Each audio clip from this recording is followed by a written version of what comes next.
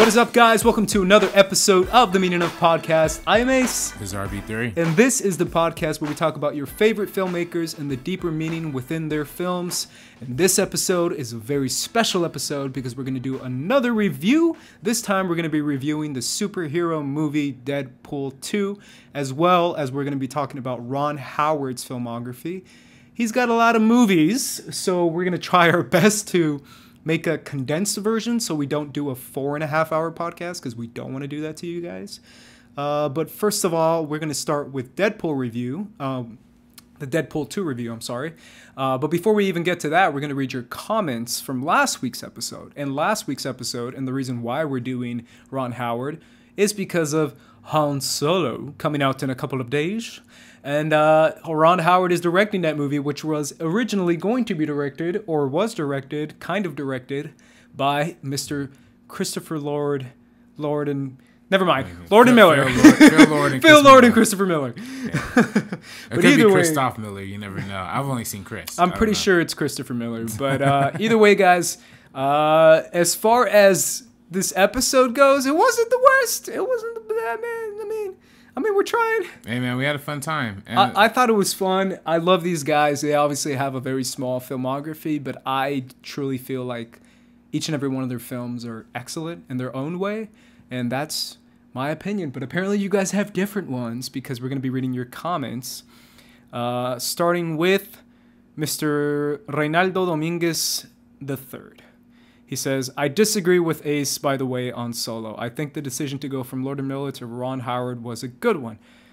We'll see once we see the movie, right? Yeah, we'll see what's up. I mean, I still feel like Lord and Miller, regardless of quality, regardless of continuity, like I said last week, I still feel like they would have made something original. They would have made something different. And whether it's everyone's favorite Star Wars movie or better than the original, probably not. But at least it would have been something unique into the Star Wars filmography. I don't know if you agree. Yeah, I mean, you know, I would have liked to have seen something different. I know the hardcore Star Wars people might have been a little peeved off about it, you know, about having a Phil Lord and Chris Miller thing. But either way, I mean, you can't go wrong with. I mean, you can't really go wrong with Ron Howard. He's had some hit and misses, but at the end of the day, he is a multi-Academy Award nominated / winning director. So it's a good alternative. But it is. But a lot of people are saying the reason they brought him in was mainly to like reel everything in and just make it the word that everyone's using is safe. We'll see once we see the movie, but I still feel like they would have made something slightly different. Basis 1996 says, nice plug with Accepted. Love that movie. Oh, yeah. That's a shout out to you. You got a lot of love for Accepted. I even saw people on Twitter being like, yo, Accepted, that's the shit. Yo, that movie RB3, you're my favorite. Hey, nah, man. Elijah Yates says, shout out to Accepted. Yes. And then I got some shout outs from D. Joseph saying, Oi, Ace. Oi, Ace. Oi. Good stuff on movie fights, mate. Shows your hectic intelligence, bro. Yeah, I was gonna mention movie fights, bro. Let's go. I was on movie fights, guys. If you guys didn't see that, go ahead and check it out. It was with Bettany, fellow SK Plus podcast friend / person. Yeah, hey man, listen, you got robbed. I feel like for a lot of those questions, you got cut off in one round. And I felt like you should. Oh, dude! All right, let's bring it up on air. I forgot to tell you off. Might as well just bring it up on air. No, I'd rather not bring it up on air. It's the third question that really got me upset, and I was talking to JT afterwards as well. Yeah, it's literally like. I picked Taxi Driver as the best Palme d'Or winner for the Cannes Film Festival, right? Or the Cannes Film Festival. Sorry, guys. And I had a breakdown, bro. Mm-hmm. I was like, this is why I had this all breakdown. Mm-hmm. And Bibiani and Elena, God bless them, were just going back and forth so much. And I was like, yo, I'm ready. I'm about to jump in and I'm going to blow everyone's minds because I'm going to be talking about the relevancy of Taxi Driver to today, 2018, being that like that bitter like white man coming back from war and being very politicized and very like pulled to the right almost to the point of violence Yeah. is so relevant to today. I thought so, and I thought that was a dope argument. I saw you warming up to that, and I literally said, "Yeah, this movie is great because it gives you that white perspective." Cut off, and that's it. And it sounds like I'm saying this movie is awesome because of white people. Yeah. Well, no, see, and then they didn't let you finish. They didn't let me finish, and I was like, "Wait a minute! You literally cut me off when I'm starting to say a statement about race, and it sounds really bad." So there's some people in the comment section being like, Ace is supporting the Aryan race. Yes, Ace. White people all the way. Extreme right. And I was like, KKK. And I'm like, whoa, no. That's not what I was going for. That's a lot of Screen Junkies fans. I'm not gonna lie. No, for real, though. There was some people being like, yeah, Ace was going to talk about the great white race. And I'm like, no, that's not what I was going to say. They cut me off. And I got so mad because I was like, you guys are painting me as like a villain. And I literally said that. Like, that's not what I'm trying to say. Yeah. But then, I had a dope argument, I swear. You know what I hate? You know, I said 2 words in the 3rd round. Hey, listen, I'm not going to lie. Hey, listen, I always get a little like thrown off when white people start complaining about non-white people talking about white people shit. Like, isn't that kind of crazy? Like, I don't know. That was a little... Hey, man, but you killed it. You got I picked Obi-Wan as my Star Wars. I support that all the way. And they pulled the race card on you again. The white man pulled the race card on you. I know. Come on, man. I get it, dude. My issue. This is what I'm going to say right now too. Like, not Obi-Wan's my favorite Star Wars character. I think he's awesome. I think Ewan McGregor is amazing. I think that's the movie you should make. I'm never gonna not stand by that. Yeah. But I've been saying, and I literally said it on last week's episode. They shouldn't have done a solo movie. They should have done a Lando movie. They should have done. That was just so frustrating about Star Wars story. Me hearing that argument on movie fights, like, because you literally were just talking. Yeah, and that's why I've been supporting the Lando movie since like before they announced the solo movie. Like, I thought that would always be a good idea. But my issue with that too is I feel like it's a double-edged sword because I feel like pulling the whole like, I think it's time for a black person to have a solo. And it's like, I think it was time before solo. Come on. I mean, I hate that card of like, I think it's time and I think it's fine. I'm glad that Lucasfilm can go fuck itself because Lucasfilm chose to do a white man movie, chose to do a white man story in Star Wars Solo. If you're really diverse, if you're really progressive, you would have done a Lando movie first. Or worse, and that's why it gets me mad when it's like, oh, they're. I think it's time, and I'm like, it's been time, bro. I mean, you can't pull that card on me. Like, don't pull that card. Again, and it's worst of all because they've only been hiring exclusively like white male directors like for other projects. And it's like, all right, cool. I guess Bibiani didn't want to fucking argue that, but then like, it's I don't know, man. That's just, I don't know. That's the kind of thing that gets me. That gets to me, man, because for me, it's like if you're really progressive, you wouldn't have done a solo movie. You wouldn't have made another white-led solo movie. That's just my opinion. And Obi-Wan's awesome, and he's the best. I'm done. Hey, man, you did great on movie fights. We still love Bibiani, critically acclaimed, one of the best podcasts out. Yeah. So you know, if I had a couple more seconds on that one, I feel like I could have come up with some better. I feel like my argument too was about more like bridging the gap of Star Wars fandom because I feel like Star Wars fandom is kind of like on fire right now as far as like negativity. Yeah, especially now. You could have brought in the best. And Ewan McGregor, everyone loves Ewan McGregor. Old people love him, young people love him, and people who don't know who he is would love him. Like that's the kind of actor he is. That's the kind of character he would be. And I started to say that, and I lost time because it's the speed round.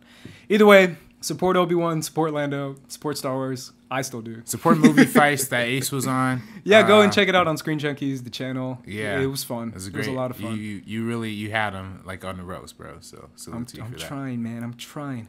Throwing that clapping sound effect in there. Isaac Robinson says shout out to Ace on movie fights. Hey. Lou Bloom, shout out to Lou Bloom. I think Lou Bloom was like chilling too somewhere. He was in the chat. Was he? Yeah, okay. Yeah, I thought I saw him in the comment section of Screen Junkies. Creep and Creep 2 is one of the best double features. Interesting. I haven't seen those films. I haven't seen them either. I heard but now I will. Brian Sauter says, I think these two, Lord and Miller, should do a Blue Beetle Booster Gold movie for DC. Yeah, why don't we see a Blue Beetle movie? We can finally see a Latino superhero. Oh, is he Latino? Yeah. I didn't know that. Yeah. Blue okay, Beetle. okay. We can finally see our first Latino superhero, unlike Marvel, who's killing them off. Yeah, literally snapping them Zoe away. Saldana, what's up? You out? Yeah. Get out of here, Gamora. Hey, still got Lupita Nyong'o technically. That's true. We still got Yeah. Lupita Nyong'o in a partial way. Right. And we got Luis, obviously, from Ant-Man. I don't know if he survived the snap though. That's true. My question is, they originally write the script for the Flash film, right? Like, and they were originally in talks to direct that as well. Oh, that's right. Yeah. But there was like a million directors attached to The Flash. Yeah. Like the guy from Dope was attached to it. Yeah. Like, but there they was were a on there ton. before the That's guy from true. Dope. Yeah. That's true. Yep. Yeah, man. I mean, the DC directing is another the issue. DCEU sucks. That's right, DCEU fans. Keep coming at me. See, that's RB3's opinion. It is not mine. Don't tweet at me. Hey, speaking of the DCEU, we have a lot of DC making fun of in our in this new Yeah, release let's talk movie. about this movie. This movie is called Deadpool 2. It did okay box office wise. I did great, man. 125 million. 125 million when the first film did 134 million in a February release. Right, but When this is 3 one was weeks after Infinity War. Like, that's pretty big. Infinity like, War, which made like 20 mil this week. 20, dude. Movies want to open to 28 million. I'm sorry, man, but Like, that's pretty big. Now, I can't run with this whole narrative of that being disappointing. That's big money, bruh. I know the estimates were 150, but like 125. That's most. That's the what's that? The third highest R-rated opening of all time. Like, Yeah, that's so a I think fucking it's the record. second highest, yeah. Or second highest. Yeah. Well, I think it barely. It was like 125, right? It is number one, and I think. Deadpool 1 is number 1. Okay, all right, but then I think it's under it then. But either way, like still number 3. Yeah, it's like it around it. Range. Yeah. I think it made 125. I might be Alright. wrong, but I think so. It's tied maybe. Either way, it made like top 3 opening weekend, but it made less than the first one, which I feel like that's a slight disappointment. It's obviously not disappointing because it made a lot of money, but that's a slight disappointment because you want the sequel to make more money, even if it's like 5 mil more. If it made like 135, it would have been like, all right, it made a little bit better, but like I guess 10, I mean I don't even think like that's a fair, because I don't think there was the same kind of hype going into. I think what the initial first Deadpool hype was to me the initial Deadpool hype was what got it to 135 million, like an R-rated superhero movie. Like that was ground in on February, Valentine's Day. right? The way it was marketed, like that was pretty groundbreaking. Yeah, I still feel like the marketing for the first one was better. and it was better, and I feel like again This one was solid though. It was pretty solid. It was good, but it wasn't. They didn't have a lot of novelty to Sure. really back it. You know what I mean? It Sure. wasn't like the Valentine. They could do something like really weird and special. One of my like that. favorite posters from the first Deadpool, because I remember I talked about it, was the one where it just looks like a Valentine's Day movie. Yeah, where it's literally like just Ryan Moriarty, Reynolds. Yeah. Moriana Baccarani. I don't know. How to She's pronounce Brazilian. And Ryan Reynolds just sitting Yeah. on a park bench. Yeah, And it says yeah. Deadpool on Valentine's Day, and they're Yeah. like looking like they're about to kiss. Right. And I was like, that's funny. That's Yeah. cool. I like that. Yeah. Let's talk about the movie. Deadpool 2. I'm going to start with you, RB3, because I got a lot of thoughts. I got hot thoughts. Yeah, That's say- spelled with THOTS. You always send that text messages too. I love it.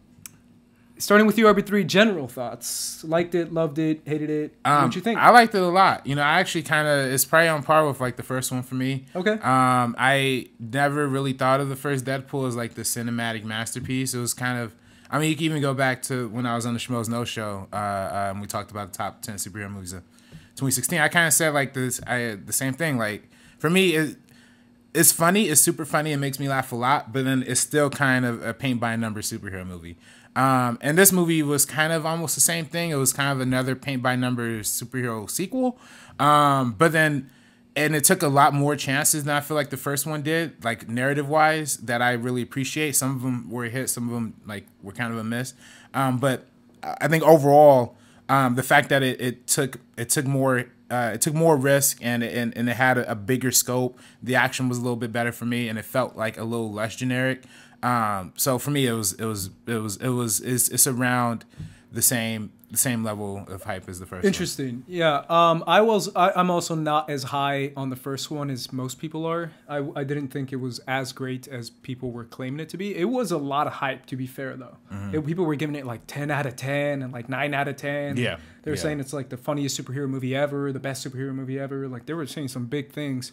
So when I saw it, I thought it was fun. I thought it was funny sometimes. But I didn't think it was as great. Like I've seen other superhero movies that I find funnier. I've said it many times on this podcast here that I find a lot of superhero movies that I've seen before funnier than Deadpool. So I wasn't high on the first one initially, but I was still excited to go into this one. Like I want to make that super clear. Like I was high to go in this one. Like I was hype. I went with a buddy of mine who loves Deadpool, so he made me excited too, just hanging around him. But to be honest, this one was okay. I feel like the first one was better. I feel like Deadpool, whether you like it or not, makes it or breaks it through the humor. And I feel like this more humor falls flat than lands in this movie. And I also feel like the fourth wall breaking, like I'm telling you, man, the first hour in this movie, I'm in. I'm loving it. I'm laughing. I'm having fun. But it's hard to keep momentum in a fourth wall meta humor superhero wall breaking movie that has crude humor and kind of like not traditional humor as far as like keeping you in, more like just saying a bunch of crazy bad words super fast, like fuck knuckle buckberry chuckberry looking chubby and I'm gonna stick him right up the ass. It's like it's not funny. It's just not. You're just saying words. It's not funny to me. It's hard to keep momentum, and also the fourth wall breaking. To me, the fourth wall breaking is fun when you don't know it's going to be broken. And there has to be a break, too. I don't know if that makes sense. You have to know that you're watching a movie, and then he's breaking the wall. Breaks it, builds it up again. You're watching the movie, breaks it again. This one felt like the wall was always down, if that makes sense. I never truly felt, maybe there was a few moments in the movie where I was like, okay, this is a movie, but then he broke it again. So for me, the fourth wall breaking was a little bit of a hindrance for me, even though he did it a lot in the first one too, but I feel like in this one he did it even more, and I feel like some of the meta humor jokes just didn't land. Like it just, like, I get it, that's a call to that, yep, that's another call back to that, and I feel like this movie is going to be entirely subjective, even more so than other superhero movies, because of the humor. Because it's a comedy. It's more than anything else, right? So if I don't connect to the humor as much, that's fine. And if someone else does, that's fine as well, because it's super subjective humor. But I feel like this humor is much more like, yo, he's going to grab an electrical cord and stick him up the ass because it's hysterical, right? And I'm like, no. Sure. Yeah, I get that. I don't think that's fun. I don't think that's creative. I think that's kind of boring. Yeah, I mean, I get you. I mean, when you talk about jokes like that one didn't work. But I mean, to me, that one was just like, all right. It's like, he sticked it up. It's like, if I was fucking 10, maybe I would think it's funny. But I'm not 10. Yeah. And I get it. Deadpool is supposed to be 10. Like, I hear the comments right now being like, you don't get it, Ace. He's supposed to be like 10-year-old. I know what his humor is supposed to be. It's supposed to be like 10-year-old type humor. I just don't find it funny, and that's okay. That's totally fine. Yeah, that's cool. I mean, like, for me, like, I personally, those jokes like that didn't really work. There's some other jokes in there that didn't work. But to me, like, the ones that worked really hard. Like for me, like, in the very beginning and of course this is all spoiler alert, people. Yeah, spoilers. This is the very first thing that happens in the movie when they kill Vanessa, and then it's like this super sad moment, and it immediately cuts to the James Bond opening. That destroyed me. That killed me. That was hilarious. Best part of the whole movie for me. Yeah. Even that song is fire. Yeah, that song is fire. Yeah. I'm gonna say it right now on this episode of the podcast. Even though Deadpool 2 isn't my favorite movie, we just saw the Academy Award winner for Best Song. It's gonna be what is it called? Ashes. Yeah, dude, by Celine Dion, making it like James Bond, and I love James Bond. Yeah, I love that opening scene, and I loved how they immediately made it a serious moment, and then they kind of made it like less serious. The more time the music video went on, I loved it. You're right, that scene hit for me. But I told you, I was in the first hour, especially with that. I was in. I was like enjoying the action. I enjoyed the death. I enjoyed that they kind of made fun of the death in that opening scene. I enjoyed the James Bond theme. Like all that stuff for me worked. Like it worked well. Even like the Deadpool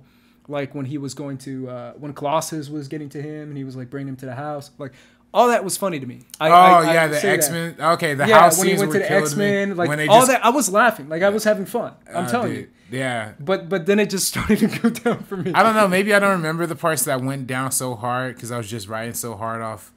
Like, because the peaks, like the house, like just when they open the door and you see like James McAvoy and Beast close the door. Evan Peters in the background. Yeah, I love that one. I love the whole thing with the Wolverine and Logan stuff. I loved the Brad Pitt cameo. Is probably my favorite part of the entire movie. And I don't know. For me, I don't know. Maybe I'm trying to think like. I don't know. Maybe the ending like wasn't like the strongest. I guess. But the third act's pretty weak. I think it's pretty freaking weak. Yeah, but they cap it off with like two of the best post credit scenes. I think. I told my friend the post credit scene is better than the whole movie. In my opinion, that's just my opinion, guys. I love the post credit scene. I think it's great. But let's for me though, I guess like what carried my interest in that latter half of the movie was less of. Deadpool and more of Cable and Domino. Really? Because I found that they were barely in the movie. Really? Well, yeah. I loved the action scenes with Cable were better than any other action scenes in the movie, in my opinion. Like, I thought he was dope. Like, he was just cool. He was cool, but then I feel like they left him a little cheesy to, like, you know, keep like the hype. I wish they would have went, like, full badass, like, fucking like mechanical full arm and like, you know what I mean, like made it really look, because that kind of looked like a cosplay costume. Cool. I don't know, I thought he looked cool. Yeah, there's some parts that look like a cosplay costume. Like for me at least, like when we first see him come down and it's like that Matt Damon cameo and he's like walking, you know, and I don't know, to me that looked kind of fake. I don't know why. Okay. But he did have some really cool action scenes, and I love the way that they handled like Domino's action in this movie too. Just because, like, to me, that was probably one of the most interesting parts. Absolutely. But that's kind of, I feel like is that a negative for me? That my favorite action scenes were Domino and Cable, not Deadpool. I thought Deadpool's action scenes were whatever. I thought Domino. I mean, I've always enjoyed. I knew about Domino from, I've seen her in like animated shows too, and I've known about her from comics. So I love the idea of luck being her power, and that's always like every time when Domino was first like cast in this movie, people asked me at work, they were like, who's Domino? She's like cast in Deadpool too, and I explained the power, but it's supposed to be like things that seem to be going wrong kind of go her way kind of thing, and almost like in the way the actual official like comic wiki explains it is like almost like in a telekinetic kind of way, if that makes sense. Yeah. You know, like Jean Grey, she doesn't have telekinesis, but she has like almost like a adrenaline based telekinesis. Like when she's in a stressful situation, the bullet's gonna bounce off the wall or something's gonna turn in kind of like a wanted kind of way and make it go her way kind of thing. And they did that in the movie excellent. I thought her action scenes were dope. Like they were cool. But for me, like overall, the first half of the movie is fun for me, and then it just starts to go, especially when it starts going towards. What do you think was act. the thing like that really slowed it down for you? Like what part? I thought Deadpool's motivation to me, I was like, man, they're really pulling at straws as far as like breaking the dream wall. Yeah. And I was like, all right, this is what we're going to do? Cool. And it's like he needs to get his heart bigger, so he has to go after the kid. And I'm like, all right, very thin motivation. And just all that just felt so thin to me. And I saw the murder of the X-Force to me was like, I knew they were gonna die as soon as they got on the plane. Like I was like, they're all gonna die, and it's gonna be. I love that. I was like, this is so trivial. This is so like, I didn't care for it at all. I was like, I knew this was gonna happen, and I just found it like, I don't know. I just found it like so predictable. Okay, see, I think that's where. I think after that is when I started to be like, you know, I was gonna say, I think that's so predictable. That's now. right at the point that I think people are gonna love and hate this movie, because when that happened, I loved it. I was like, all right, this is enough to carry me through the rest of the movie. You know, like that to me was like I know like the whole opening credit scene was probably the funniest joke, but for me that like was like the hardest hitting like risk they could have taken. You know, sure. So I was super down for that. And then I guess for me that just rode me through the rest of the movie. But I don't know. I mean, I don't know, man. Do you think the script flowed though? Do you think like no? I mean, the plot and the motivation. No. But it doesn't matter, right? Because it's Deadpool. I mean, like that's kind of a fair point. Yeah. It didn't matter in the first one. It didn't exactly. And I feel like for me, like the biggest problem with the first one, when you really think about it, there's really only like 3 action scenes, but just spread out super far and like long throughout the movie.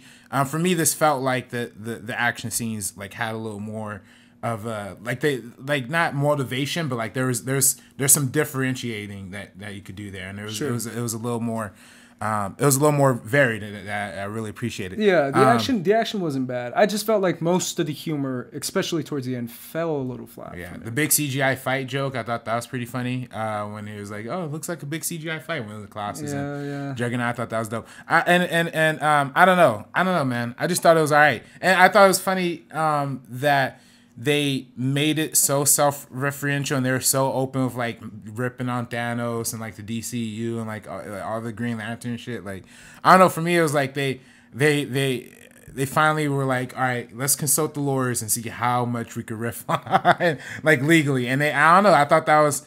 I don't know, man. I really thought it was good. I thought I had a really fun time. Yeah, I mean, for me overall, I think it comes down, and I feel like most movies, I even talked to JT about this when it comes to most Star Wars movies, it comes down to the humor. Like, a humor can literally rip you out of the movie when you're, like, in it, and it could pull you into the movie when you're out of it. Like, humor makes or breaks a movie. I've said it multiple times on this podcast, and I feel like most of this humor is just, like he sticks it up the butt, and then it's like, oh, he's doing this, and it's like, oh no, it's gonna be explosion, and then he's gonna blow into a million pieces, and I'm like, I get it, I know. Like for me, it just I don't know, I didn't care for it as much as I wanted it to. It's okay, and I still love some things from it, like I told you, Cable, but I also wanted more from the supporting cast. What do you think of Cable and Domino, who were probably the 2 that we saw the most of? Well, to me, Cable was a little flat. Again, like I wish that's the other thing. He's a little flat, right? Yeah. He's just kind of there. He's just the Terminator, the first Terminator. Yeah, where he's just a robot. Yeah, and they do and a lot of cool, but it's just like, all right, he's just a robot. You know what? Maybe also I appreciate this a little more too. I also appreciate how many movie references they made in this. Like, they made a lot. They were doing like, it was and almost apparently like, I read a comment somewhere that apparently when you see a movie like internationally, they made different jokes. Oh, really? From international movies. I might be wrong, really? but that's okay. deep. Yeah. If you do that. Yeah, that's funny. Well, I mean, they were just going in. I mean, the Terminators, like they're literally taking images right out of Terminator, right out of, the Basic Instinct thing with like the baby. Oh yeah, that's another joke that fell so flat for I thought me. that one was pretty funny. I was in it for like 3 minutes, and then it went 10 minutes, and I was like, all right, this is 5 minutes too long. Yeah. So I don't know. Yeah, I don't know, man. I wish they would have. I guess I wish they would have amped up his storyline and made it a real hard contrast. Sure. Like made him super, super, super serious and super, super, super like dark and like I don't know. It didn't feel like that. He was more the straight man to a crazy man's joke. Right. And I wish they would have just made him like the ultimate hardcore. Like a real. I don't know. It felt like he, just didn't have a lot of time. You know what I mean? Domino had a little more time, and she was still, she had a little more personality, a little more flavor. Yeah, I was gonna say she had the better action scenes too, but I kind of wanted to see more of her talk, or like more of her personality. I wish we could have seen more of her. Yeah, we saw a little bit of it. I thought the biggest letdown for me was the fact that they allude to this whole thing of her being from the same orphanage as the kid, and she was like, "Oh, I was here too. Maybe this is my like defined destiny." I wish they really would have went that angle where I thought she was gonna shoot the guy at the end, or I thought she was gonna like do something, like she's more like super chill. yeah. She's like, "Don't worry, Deadpool, you're gonna do great." Like, I thought that was fun, but like I mean, for me, there's a few other people that. Oh, go ahead. Oh no, I was gonna say I do kind of wish like the director David Leitch. David Leitch. Okay, he directed the first John Wick and Atomic Blonde. And Atomic Blonde. Do you see Atomic Blonde? Mm-hmm. Okay. Mm-hmm. Atomic Blonde. I haven't seen it. Oh, you haven't seen it? Okay. Atomic Blonde. I'm going to see it, I swear. You're gonna see it. You gotta watch it. Dude, yeah. It has one of the best fight sequences I've ever seen on movies. Yeah. There's this whole like 10 minutes that's like one take that starts off as like a fist fight to a gunfight to a car chase, right? Shout out to 8711. So I told you my brother has a stunt company. He knows those guys and he works with those guys sometimes. But yeah, man, those guys are 8711. They're crazy. 8711. That's the name of. They deserve a fucking They did Oscar. the Emma Fife thing that when she went there. Yeah, that's right. Mm-hmm. Yeah. They deserve an Oscar because for that scene, like that is a long. And I just wish Deadpool 2 would have had like an action scene like that powerful. You know what I mean? You're totally right. If that was in the movie, it would have pulled people in a little more. Or at least like I don't know. I was thinking the first John Wick 2 when John Wick is like crawling through the little club and then like he starts shooting and they run through the entire like if they had an action scene like that, like I don't know, that to me was like the biggest disappointment. It would have really, even John Wick 2, man. John Wick 2 had some John Wick 2, yeah, dope action scenes. I told you I saw John Wick 2 like 8 months early, right? Like oh really? Yeah. I shot it when they were literally still shooting when I saw it. Like that's crazy. Yeah. The entire part where like the house is blown up, like in John Wick 2, they literally just had like storyboards and they're like to be filmed later. Yeah, that's crazy. Yeah, John Wick 2 has some crazy action, but you're right. I wish it could have had some pretty genre-defying action. Yeah. Let's finish up with some other characters. Juggernaut was in there. I saw him coming a mile away. He was just a throwaway, kind of. Yeah. He was just supposed to be. It's cool seeing like a comic accurate. Sure. I mean, he's a big CGI monster. Yeah. And it's funny, man. I'm gonna say something right now too. Negasonic Teenage Warhead. I wanted to see way more of her. Like she was in it a good amount. She was in 2 scenes. She was like in 4 scenes. No, man. Like I don't know. I feel like she even did more in the first one. I loved her in the first one. And I said something super controversial I on Twitter like a while ago. Oh, really? That my buddies got on my ass about. Because I immediately saw her in the first one and I was like, oh damn girl. And I said I had a crush on Negasonic Teenage Warhead. And she moved on. She got a girlfriend. Hey, that's man. another one for the lesbian count. Mantis, Ellen Page, all these girls. Is it Mantis? I guess the character. All these girls who like turn to like, I'm gonna go out with a girl instead. That's when you know. Crushes, man. But I wanted to see way more of Negasonic Teenage Warhead. I don't know anything about Yukio, but I want to see more of Yukio. She looked dope. Because for me, I was just like, man, in a movie full of like crude jokes, Colossus and Yukio just like stand out. Good, sweetheart people who just want to do the right thing. Yeah. I love Colossus is my favorite part of this movie, and he's in it for 10 minutes. That's how much I love Colossus. Yeah. Like this version of Colossus. I love Colossus. I love how he's like genuinely a super nice guy. I love how he's Russian as hell. Like he's hella Russian. I love his fight with the Juggernaut when he's like, I'm gonna take you back to Mother Russia. And he's like spitting out his metal tooth. And I was like, hell yeah. I love Colossus. I love when he rescued him. He's my boy. I love this guy. Yeah. For me, I love Yukio whenever they had that joke of like whenever Deadpool. Yes. It's like, hi Yukio. Yeah. He's like, hey, wait. Yeah. I love it. I was like, Yukio. Hey, salute to Deadpool too for finally like, I know like all these like big blockbusters now are like, oh, we're gonna have a queer character, LGBTQ, and then they actually like acted on it. Sure. I guess so. I don't know if you saw the whole thing with like Solo. They're like, oh, Lando is officially a pansexual. Yeah. It's like, okay, that's cool if you say that. Like, show me in the fucking movie. Like, if you're gonna say it, like, just do it. You know what I mean? Like, to me, that's my biggest I've been problem. saying that forever. I've always said that. Yeah. You can't just be like, this guy is actually half black. Yeah. This guy is actually kind of gay. It's like, you can't say that. You have to show it in the movie. Just do it. Yeah. I mean, the whole thing with LeFou and Beauty and the Beast and the Valkyrie with Thor Ragnarok. You know, I don't know. I'm just... That's a little annoying. But Deadpool 2 acted on it. So good for them on that. That joke was kind of funny too. When it's like, hey, stop judging me. She's like, whoa, I'm not Fox and Friends. Chill, girl. I was like, the Jared Kushner one killed me. That was funny. Because it actually kind of looked like Jared Kushner. That's why it was funny. That joke killed me. But yeah, shout out to Yukio. I just want to see more of Yukio, man. I want to see more of Negasonic and her. And obviously Colossus, who's my favorite. They're looking like all a nice X-Force team right there, right? Like, yeah, I mean, considering that we lost everyone else, let's see might it. Might be. Yeah, but Peter's probably not going to do much. Still, shout out to Peter for making it. even though he didn't make it. Have you seen the whole Twitter account for Peter W, by the way? I'm sorry to cut you off. No. Yeah, there's a whole Twitter account for Peter W, man. Oh, yeah? Yeah, it's amazing. It was actually a funny story. That's why I thought Peter W was going to be like a bigger part in this movie. Because they did this whole thing on Deadpool's Twitter, because Deadpool only used to follow one person, which was Hello Kitty. And he was like, if I'll pick a random tweet and then I'll like choose it as my follower. They ended up picking the Peter W account. And then the very next trailer, that's when they introduced him. It was like, hey, I'm Peter W. Or some shit like that. That's crazy. That was like one of the smaller like marketing methods. That's hysterical. That they put in. So I thought he was gonna be a big part only because they went that far with it. Yeah, that's crazy. Let's finish up by saying the mid credit scene. What do you think of the mid credit scene? There's a few of them. So the mid credit scene starts out with going back to X-Men Origins.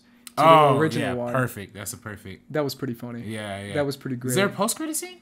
No, there's no. It's mid credit because I mean post credit, mid credit. Okay. Same thing, not same thing. It's not, but it basically means after the first part of the credits, but in the middle of it. It's what we saw in the middle. Right. That one was pretty funny. The other one we saw was him. No, the first one we saw, I'm sorry, was him saving Vanessa. Is that her name, Vanessa? No, her name is. Oops. Marina Barcarina's character, Vanessa, his girlfriend. Vanessa. That's the first one we see, which basically... Oh, he goes back in time and saves her. Goes back in time and saves her, which my buddy and I was like, did he just basically take away his motivation for the whole movie? Did the whole movie not exist? We were doing like the whole time travel thing. And I was like, let's just not think about it. It's a Deadpool movie. So that's the first one. Then he went to X-Men Origins Wolverine, which was funny. That was my... That was your favorite? Yeah. The X-Men, the Green Lantern one, the Green Lantern one. Okay, that's a tough one actually. Yeah. I thought the shock value was just too good for the X-Men one. I was like, damn, they really went there. But I don't know. To me, the Green Lantern one probably made me laugh harder. Yeah. I don't know. It was just so random. It was pretty great. And then obviously I think the Green Lantern one was the last one, but the previous one was Peter, and he's like, Peter, just go home, go home, Peter. So Peter lives. Hashtag Peter lives. So those were all the mid-credit scenes. I thought they were all pretty funny. Like, they're hilarious. I thought those jokes landed more than the rest of the jokes in the movie, in my opinion, obviously. But yeah, I thought they were super freaking funny, and I thought the Green Lantern one was pretty bold. Yeah, that was amazing. That was pretty bold. That was crazy. And I think it's even more bold than the X-Men Origins, because even X-Men Origins is such a throwaway. I guess that's true. Yeah, but I don't know. I don't know why, but like the whole like using the old footage and like reworking it, to me that was just like crazy. You know what I mean? Like that's pretty true. It's so funny knowing like probably the executives who like produced that shit are like getting just ripped on. Yeah, I don't know. Did you see Warner Brothers like actually tweeted at Ryan Reynolds this weekend? I saw that. Yeah, it's like, we want the ring back or something. Is that what they said? Yeah, that was pretty funny. Yeah, because that movie cost a lot of money, man. Yeah, people forget that's like a $300 million movie, man. Yeah. Ooh. Let's finish up with final thoughts and final score, Mr. RB3. Okay. Score this. Okay, we're scoring this like out of 10. Mm-hmm. All right. We scored Infinity War, right? I don't know. Yeah, we did. Did we? Okay. Yeah, because you wanted it. I didn't want to score it. Oh, you didn't want to score it. Okay, so this time we're scoring it. Probably gonna be like. I put you on the spot, bro. Yeah, I'm trying to think. I like how you're like, man, this guy put me on the spot. I mean, I didn't want to do this, but I guess I'll do it. It's not that I'm gonna kill you afterwards, but yeah. You're safe. I'm gonna go 7.2 out of this one. So probably around the same. I would give the first Deadpool. Slightly better than Infinity War for me. I swear. Man, I swear, no matter what I say for score, people are gonna kill me. Yeah. But I want to give it. Man, this movie had me for a bit, so I'll give it a 6 out of 10, which is pretty solid. So below Infinity War. Oh yeah, that's way below Infinity War. Okay. Right. Way below Infinity War, because I love Infinity I'm the War. only one who doesn't like Infinity War, apparently. So, yeah, for me, I like the first half of the movie. I love Colossus. I want to see more of him. But for me, most of these jokes, most of them don't land. Again, the James Bond, the mid-credit scene, and several the X-Men jokes were funny. When he's rolling around in the wheelchair, it's funny. Like that kind of stuff. The baby cool. bottom, like when he had the baby. Oh, you said that went on too long. No, that was funny, but it just went on too. Yeah. Either way, guys, those are our thoughts on Deadpool 2. Leave us your thoughts on Deadpool 2. Who's your favorite character? If you say Yukio, I'll give you extra points. But either way, guys, let us know about your thoughts. Please be civil. Please be nice. Please be respectful, just like Deadpool would want you to be. Wow. Which is not true. Yeah. Let's move on to Ron Howard, guys. A full 50 minutes into the Hey, show. man, more like a couple minutes. So we're going to do Ron Howard a little bit different, guys. I'm going to put RB3 on the spot with some speed round questions. Yes, starting with, what is Ron Howard's favorite? No, I'm kidding. We're going to be talking about Ron Howard's themes and filmographies as a whole, generally. But we're going to be highlighting our favorite movies. We want to talk about your favorite movies as well, so let us know in the comments down below.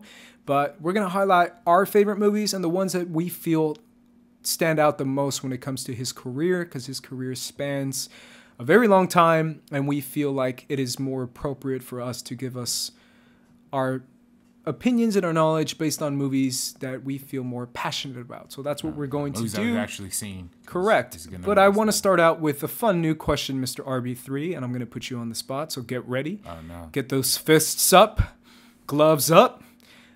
What is your first experience watching a Ron Howard movie? Do you remember, and what movie was it?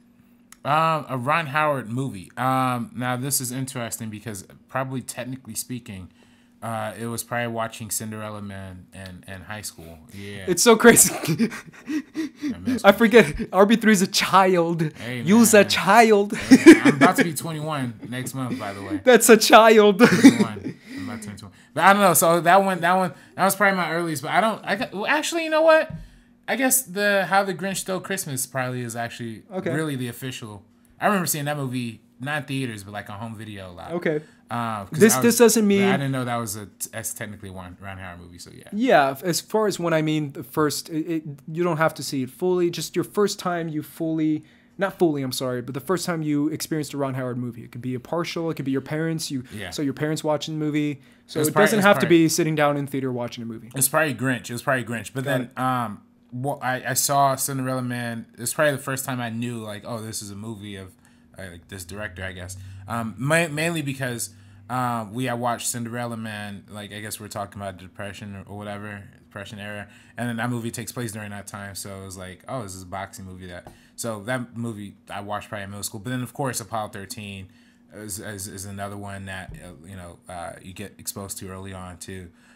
So yeah, but yeah. What were your thoughts on Grinch Stole Christmas? Grinch, I mean, like, I haven't really watched it since I was a kid. Yeah, first time thoughts. Yeah. Oh, I mean, like, I thought it was cool. So I was a big fan of the animated, the 30-minute special they air on TV.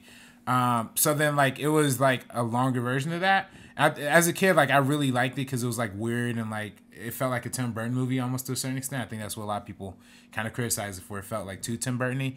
I thought it was fun. I thought it was fun as a kid.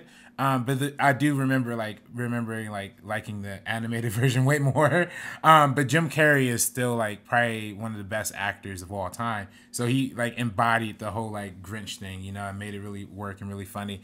And the dog was really funny in that movie too. But, oh yeah, the dog. Yeah, that movie made a ton of money, right? Oh, dude, it was one of the biggest because I remember when that was coming out, that movie killed. It was everywhere. Yeah, it was like on Cops. It was on posters. It was everywhere. Mm-hmm. I remember it made like a ton of money. Mm-hmm. So it's a classic, man. I mean, I feel like the property is a classic. Now they're making a CGI version with the people who do the that's right, the Minions. They're doing the Benedict Cumberbatch one, right? Yeah. Benedict Cumberbatch is playing the Grinch. Yeah. Or is it Illumination Animation? That's right. Doing that. It looks okay. I don't know, man. I mean, again, like I thought the trailer was. Yeah. Hey, man. But apparently, I mean, Emma Fyffe was, our friend Emma Fyffe, friend of the show. She was telling me there was some fun Easter eggs for people who like work for like Universal Parks or the Universal Studios parks. Oh, cool. Cool. Yeah. Like apparently, like the whole ringtone that opens the thing is like one of their theme songs or whatever. So there you go, man. Funny. Hot scoops from Emma Fyffe. RB3 and Emma Fyffe chilling on. I don't know. RB3 and Emma Fyffe are chilling. Apparently. Well, no, we weren't. You guys aren't inviting me, bro. It was probably at a Schmodown thing. Hey, man, but you were at the party on. Oh yeah, I was at Riley's. Yeah. That was fun. That was fun. I talked to Emma Fyffe for a little bit. And talked to everyone and scared them all away as soon as they saw me. Hey, you saw David Griffin too. Oh yeah, because it all connects, guys. It all connects. If you watched last week's episode, we gave a shout out to David Griffin. It came back fully because I saw David Griffin, guys, and I am now blessed. I am now more. I'm glowing slightly more. Okay. I feel more relaxed, more at peace, more centered. Right. Because David Griffin shook my hand. Hey, man. David Griffin's the man. So yeah, he's so like, bro. He was suave as hell at that party, bro. Really? He was wearing his suit thing that he always wears. He was chilling. He had a drink in his hand. He was like James Bonding it. He was like leaning back. He's like Griffin, David Griffin. Hey, man. Smelling the wine. Hey, you can do that when you're on IGN, bro. Like, yo, bro, getting that IGN checks. Yeah, that money. But yeah, no. Yeah. So yeah. I did hang out with them. So unfortunately I didn't get any scoops like you did on Grinch. But yeah, How the Grinch Stole Christmas probably one of my earliest. But of course, that's not to discount Apollo 13 as well. I was gonna say for me it might be Apollo 13. I think I remember watching part of Splash with my dad. Yeah, I totally remember watching Splash. Mine was Splash. There we go, guys. Splash. Yeah, because that's Tom Hanks. And it's mainly much more comedic than anything else. But it's like a mermaid movie, right? Yeah, it's a mermaid movie, which was all the hype back in the 90s and 80s. But in the 90s, it was all the hype too. Shout out to Disney Channel original movie 13th Year, which is about a mermaid boy who joins the swim team and he doesn't know he's a mermaid. I saw that movie like 20 times. Oh, shoot. I must have missed that one. I've seen every single Disney Channel original movie, guys. This is real. But yeah, I remember watching this movie. She has like a fish call and like a TV store and she breaks all the TVs. She's in the tub. Yeah, I totally remember this movie, guys, in a very incongruent kind of way. Yeah, and this is back when Tom Hanks was doing discombobulated. This is back when Tom Hanks was doing a lot of comedies too. So yeah, and Ron Howard. Let's talk about Ron Howard, his running themes, because he can jump from different genres pretty well. We start off as an actor in the Andy Griffith Show. So correct, and that's. I think that shapes a lot of his humor. That's right. I feel like. What do you feel like his defining directing genre is? Is it comedy? Is it drama?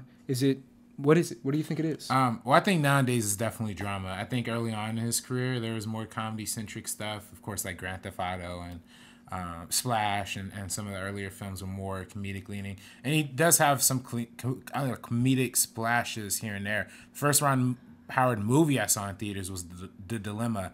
That was Vince Vaughn and one of the Wilson brothers. But the one where they're and Channing Tatum's in it too. I can't remember the exact plot of it.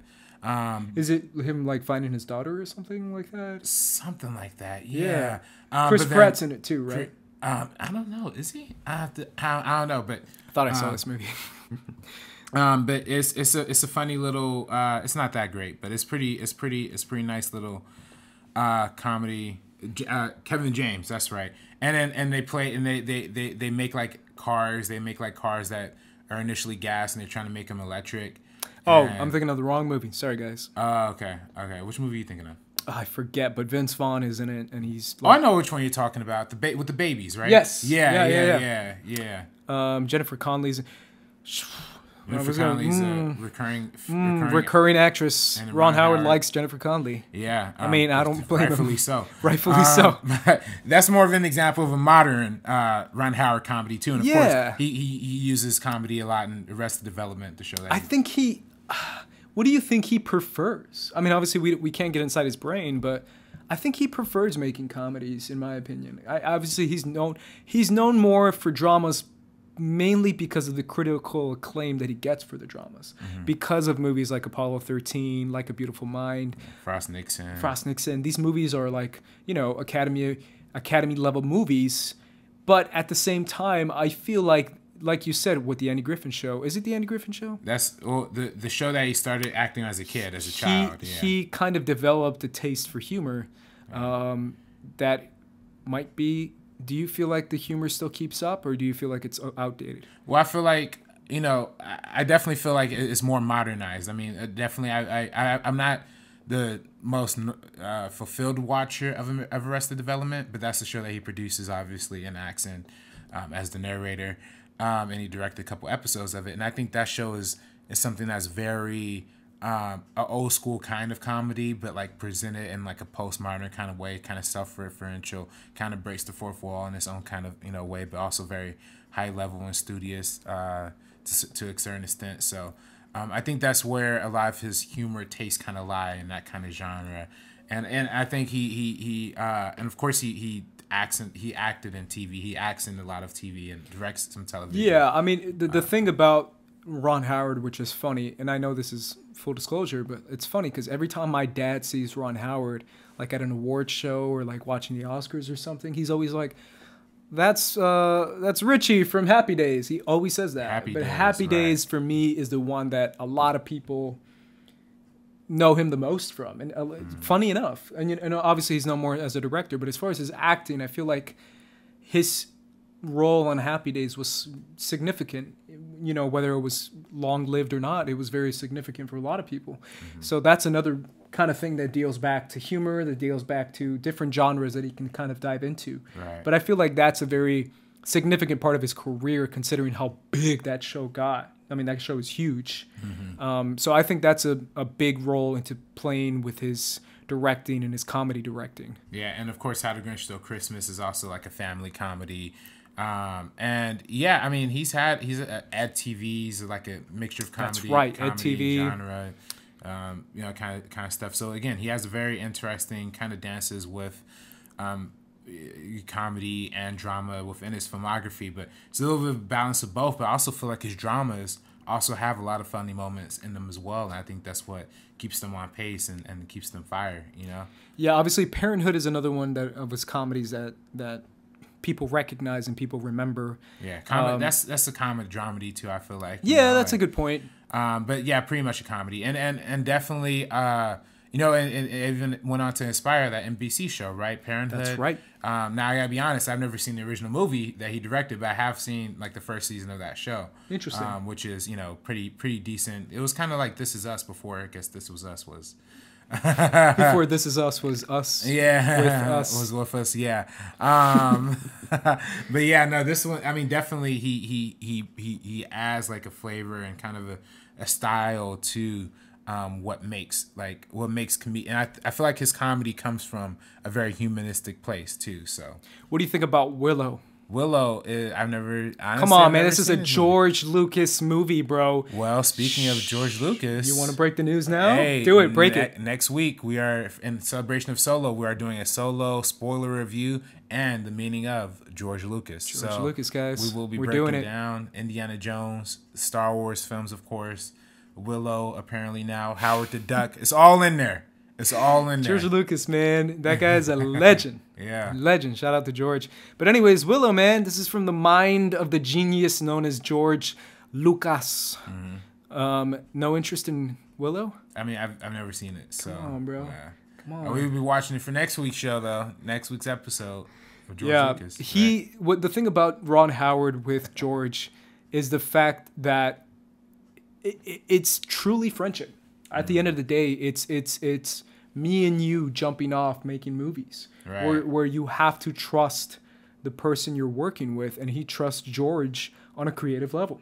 Yeah, and of course, that even goes back to when they first worked together on American Graffiti, another George Lucas picture, right? And the one that put George Lucas on the map. Ron Howard starred in it, Yeah. So they've been buddy since and of course back in the 70s, a lot of these people were coming up together in the circuit of Hollywood, like Spielberg, Lucas, Brian De Palma, Scorsese, Ron Howard, all these guys. It's Coppola. Coppola's in there as well. Yeah. So a lot of these. I highly recommend watching the Spielberg documentary on HBO that talks about that too. Remember that? Because they really just literally talk about what you're saying, that they all hanged out together and watched each other's movies and gave each other notes. Every single one of those legendary directors. I would freak out, but that's apparently what it was, which is kind of interesting because Hollywood, back in the day, the giants that we see now were just buddies hanging out making movies, right. Trying to one-up each other in a competitive race to make the biggest, best movie ever. And now they each have their own companies. right. And they're hiring other directors. Yeah, directors ever. So yeah, I highly recommend watching that Spielberg documentary. But Ron Howard is a part of that Lucas kind of circle because he's worked with him on a few movies.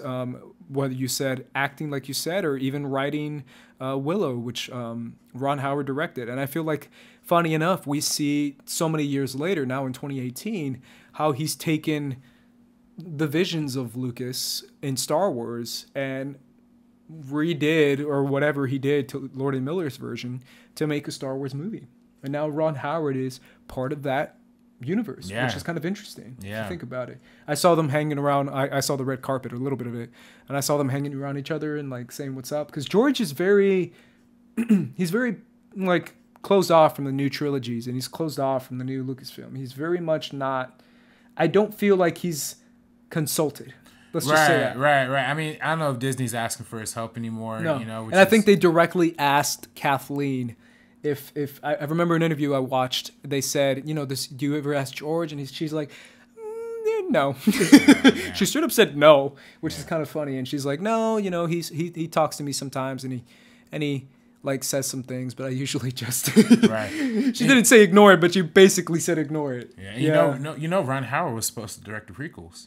Really? Yeah. Interesting. Yeah. It's all in that book. The big like Star Wars book, How Star Wars Conquered the Universe. Oh, nice. And he kind of talks about that in that book, how he was interesting and talks to direct. I don't know if it was all the prequels or just one of them, but how do you feel like that would have been like? They probably would have been a lot better, honestly. Even with the Lucas script.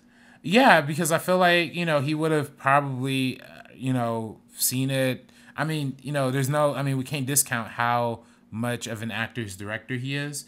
Because he's coming from the world of acting and stuff like that. That's such a good point. And all of the movies that he directs, whether they're good or not, all have like amazing performances. So I feel like my biggest problem with the prequels, at least, were like the acting and the writing, of course. But I feel like that would have shaped up a little bit better for. It's funny. I actually like the writing in the prequels, and I know that's. I mean, obviously the humor is terrible, but everything else in the prequels, I've made it very clear how much I enjoy the prequels, and I love the prequels, mainly on a nostalgia level, but also on an ambitious level for George. We'll talk about that more, obviously, when we get into his episode. But yeah, it's interesting to see how Ron has developed that friendship into different types of movies and to what we see now with Solo. Let's talk about some of his successful dramas that gave him some attention. Let's talk about Apollo 13. Yeah. Now, tell me you've seen Apollo 13. Yes, I have seen Apollo. Yes. 13. What do you think about Apollo 13? That's probably one of the best like astronaut films we're ever gonna see. Like, and you know, it's the real life telling of how, you know, the Apollo 13 ship got off in the air, like the kind of impossible risks that were kind of taken there. And I don't know, I really enjoyed this film because it's Tom Hanks being super compelling as like this captain, this leader who has to kind of take ship as like they're kind of stranded in space. And I don't know, it's very uniting in this film. It kind of shows the kind of ideological differences that a lot of people can have in within a crew, within a unit, within like an astronaut unit, how their kind of perspectives shape their decision making. And we ultimately see like the Tom Hanks character is more like logical, right? Like he's more of like, we have to like do this by hand, and like they're writing out math problems and stuff like that, trying to figure out what's happening, you know?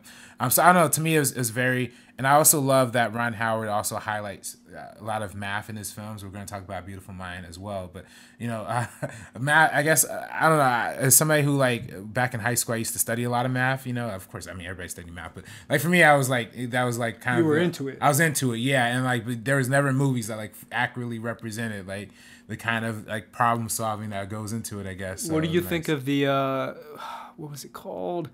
The one with Taraji P. Henson and Hidden Figures. Hidden Figures. Yeah, Hidden Figures is dope. Hidden Figures is really good, and I think, you know, I mean that one was cool because it was the math stuff without like the actual full blown scale rockets and stuff like that. But this movie, there was a lot more at stake. Of course, like Kevin Bacon's also part of the cast. Yeah, this is a kind of like a who's who cast. I mean, it has Bill Paxton, Ed Harris. Obviously, we see these reoccurring actors work with Ron Howard quite a bit.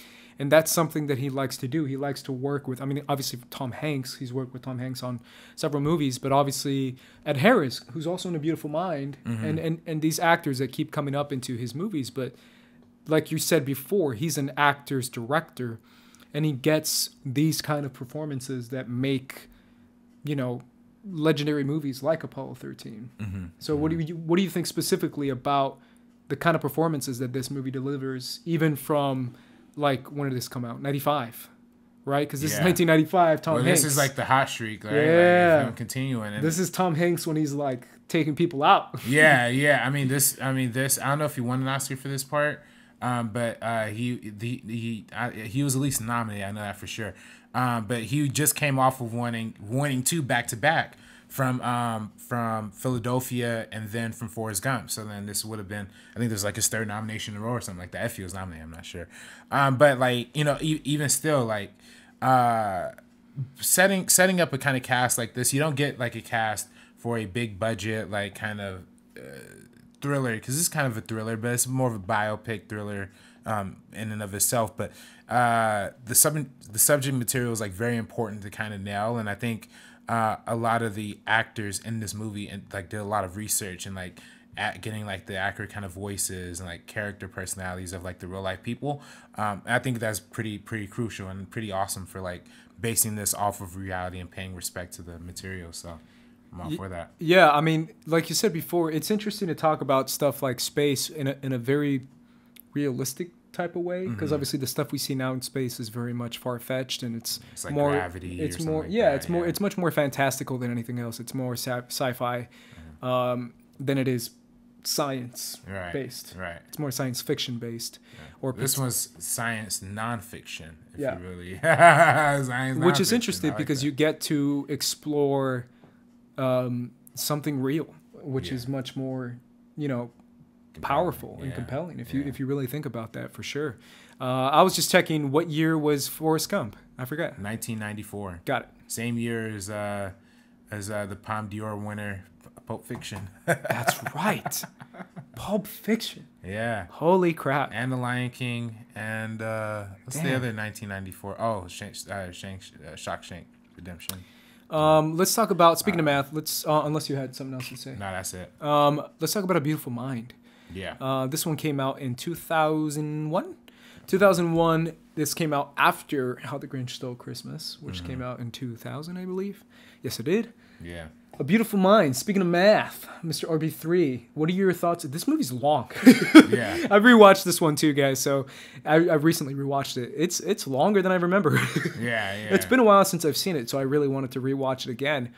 But it's an interesting, very interesting movie because it deals with, obviously we don't find out until much later in the movie, but mental health. Yeah. And how circuits in your brain can seem to be going in a genius type of way and can literally backfire into the opposite kind of way, which is the whole point of the movie, right? It's the idea of like a beautiful mind, a guy who's a genius, and yet his mind is completely lost, and yet it's completely lost in a brilliant kind of way. Right. What his schizophrenia helps him compute better, like see the angles in math that like aren't necessarily, you know, seeable. And I think, you know, they highlight the kind of delusions that he has early on when they're in the bar, and he kind of begins to see a solution to his problem through imagining situations and scenarios with meeting that girl in the bar. So it's very interesting that his mental illness is directly connected to what makes him so brilliant and so special. But then it also touches on mental illness too, and especially back in, I think this movie takes place in like the 1960s, 70s, 50s. Okay, but like how they treated at least it starts out in the 50s. Starts in the 50s, yeah, and then it goes on because it's 53. It starts out, right, and then it keeps going maybe in the 60s. Goes on, and I just thought it was interesting how they portray like mental health treatment in this movie, right? Like they were literally putting him like electric shock therapy, and like how dated the mental illness practices are like back in that time, and what they perceived as like schizophrenia as like a way of like a disease. I also think it's very interesting how they address how the medication to address mental illness is really just so mind-numbing that he can't even do anything. He can't do the math that he's been aspiring to do all of his life, and he's been trying to work on. So it's tougher for him to work, you know? It really is a testament to, I feel personally, to the people who work with these patients. I can't, like nowadays, I mean, I can't imagine the type of, level of not only intelligence but empathy mainly that you have to have when dealing with mental health patients and people who are going through, whether it be high levels of schizophrenia, low levels of schizophrenia, whether it be bipolar, whether it be anything. Therapy helps, and I feel like people who do that you deserve a huge round of applause, because that's that you're doing the Lord's work. No, for real, because it's very powerful. It's very powerful to be doing that stuff. So it's an interesting point to see that when you see these, especially Jennifer Connelly's character, when you see her kind of trying to deal with this situation. It goes back to my reaction to The Theory of Everything. Because I remember watching The Theory of Everything, which is the Stephen Hawking's movie with Eddie Redmayne and Felicity Jones. Felicity Jones. It's like throughout the movie, you feel this awful discomfort towards Stephen Hawking's, because you're like, shit, man, it's got to be awful. You're a genius, but your body's giving up on itself. But at the same time, you see the perspective of Felicity Jones as a wife dealing with that, and how awful that is for her too. And you see that with Jennifer Connelly's character in this movie, when she's dealing with her baby, and it's like it's almost a horror movie from her. That scene is like a horror scene. It's literally like, even the score is like da, da, da, da. Like it's a horror movie scene for her, because she doesn't know what to do, because she loves this person, but he's like putting her life, her child's life, everyone's life around her area at risk. So she doesn't know how to react to it. It's a interesting perspective, dealing with, going back to Theory of Everything, how Felicity Jones deal with a genius who's suffering, and Jennifer Connelly who's dealing with a genius who's suffering. It's an interesting point of view when you see the wife's point of view, because all these men that get highlighted throughout history as being genius and great, you forget that their wives had to put up with a lot of shit. And it's like, dude, props to them, bro. They deserve crowns, because they went through some shit to deal with that. But let's talk a little bit about, I want to talk about Russell Crowe's character, but going on Jennifer Connelly, her character. Her introduction is very interesting in this movie. Because it's a student, and I'm literally rewatching this movie, and I'm like, I forgot about this. Jeez, bro, that's your student, bro. You can't hook up with a student. But it's like, man, I can't. 1950s, man. Bro, but I can't blame the guy after you see it. It's like, oh my God, Jennifer Connelly. I forgot how gorgeous she is, and how like great she is as an actress too. Like she's great. What do you think of her in this movie? She's great in this film, and she this is the film that she met Paul Bettany on, where they eventually ended up getting married. I forgot. Hot scoops, bro. Hot scoop. Hot scoops. Paul Bettany. Shout out to Paul Bettany. I'm gonna talk about him later. But But no, it's just and of course this is around the time where she also had performances in what was that, Darren Aronofsky?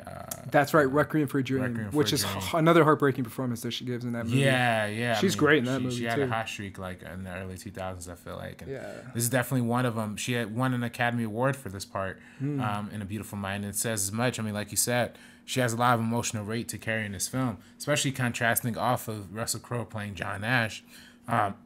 His character is going through so much, but you see the way it affects her life, her marriage, her wants and desires and all that kind of stuff, and like having to deal with somebody who's not just like dealing with mental illnesses, but also somebody who's so smart and has so many like idiocracies, like that she kind of has to deal with like on a regular basis too, right? Like, let's talk about that, because Russell Crowe's character in John Nash, he doesn't know how to socialize, so he's antisocial, but he's also he has no filter, so he doesn't know how to filter social cues and social things. Which we see in the beginning of the movie when he talks to the girl and he's like, "Let me have intercourse with you," and she slaps him. But basically, it's a guy who's like, he doesn't really have friends because of the fact that, he doesn't know how to socialize with people. He doesn't know how to communicate in a socially applicable way. So it's the idea of a genius who's a genius in books, but not necessarily a genius in street smarts, which is like everything else when dealing with people, which, to be honest, I've always said is very important, because that's literally part of the world. If you want to be part of the world, whether you're a genius or not, if you want to connect to your genius, you have to somehow be able to connect to people. That's another thing from another movie, which I keep bringing up other movies, but Steve Jobs, which talks about that. Oh, yeah. That was his genius. His genius wasn't necessarily the computer guy, but his genius was to connect the computer stuff to the rest of the people. And that's what made him a genius, which is so important. But with John Nash's character, he can't. And that's why he struggles through school, he struggles through life, and he struggles through meeting women. But Jennifer Connelly is the girl who's like, whatever, he's smart, I like him, and it accepts it basically. And it's an interesting point because, to be honest, I would. I don't care how smart you are if you're that much of a dick and you can't talk to people. I don't know if I can handle it.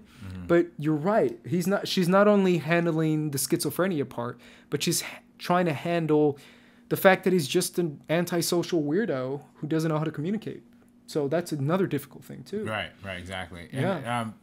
And, kudos to Jennifer Connelly for playing that part so well, because it's very nuanced and subtle in the way she's doing it. But, again, like contrasting off of the way Russell Crowe's acting in this film. I mean, he kind of really dives into like really like honing in a lot of like this character, right? From the voice to the kind of like Nixon crannies of like his facial expressions.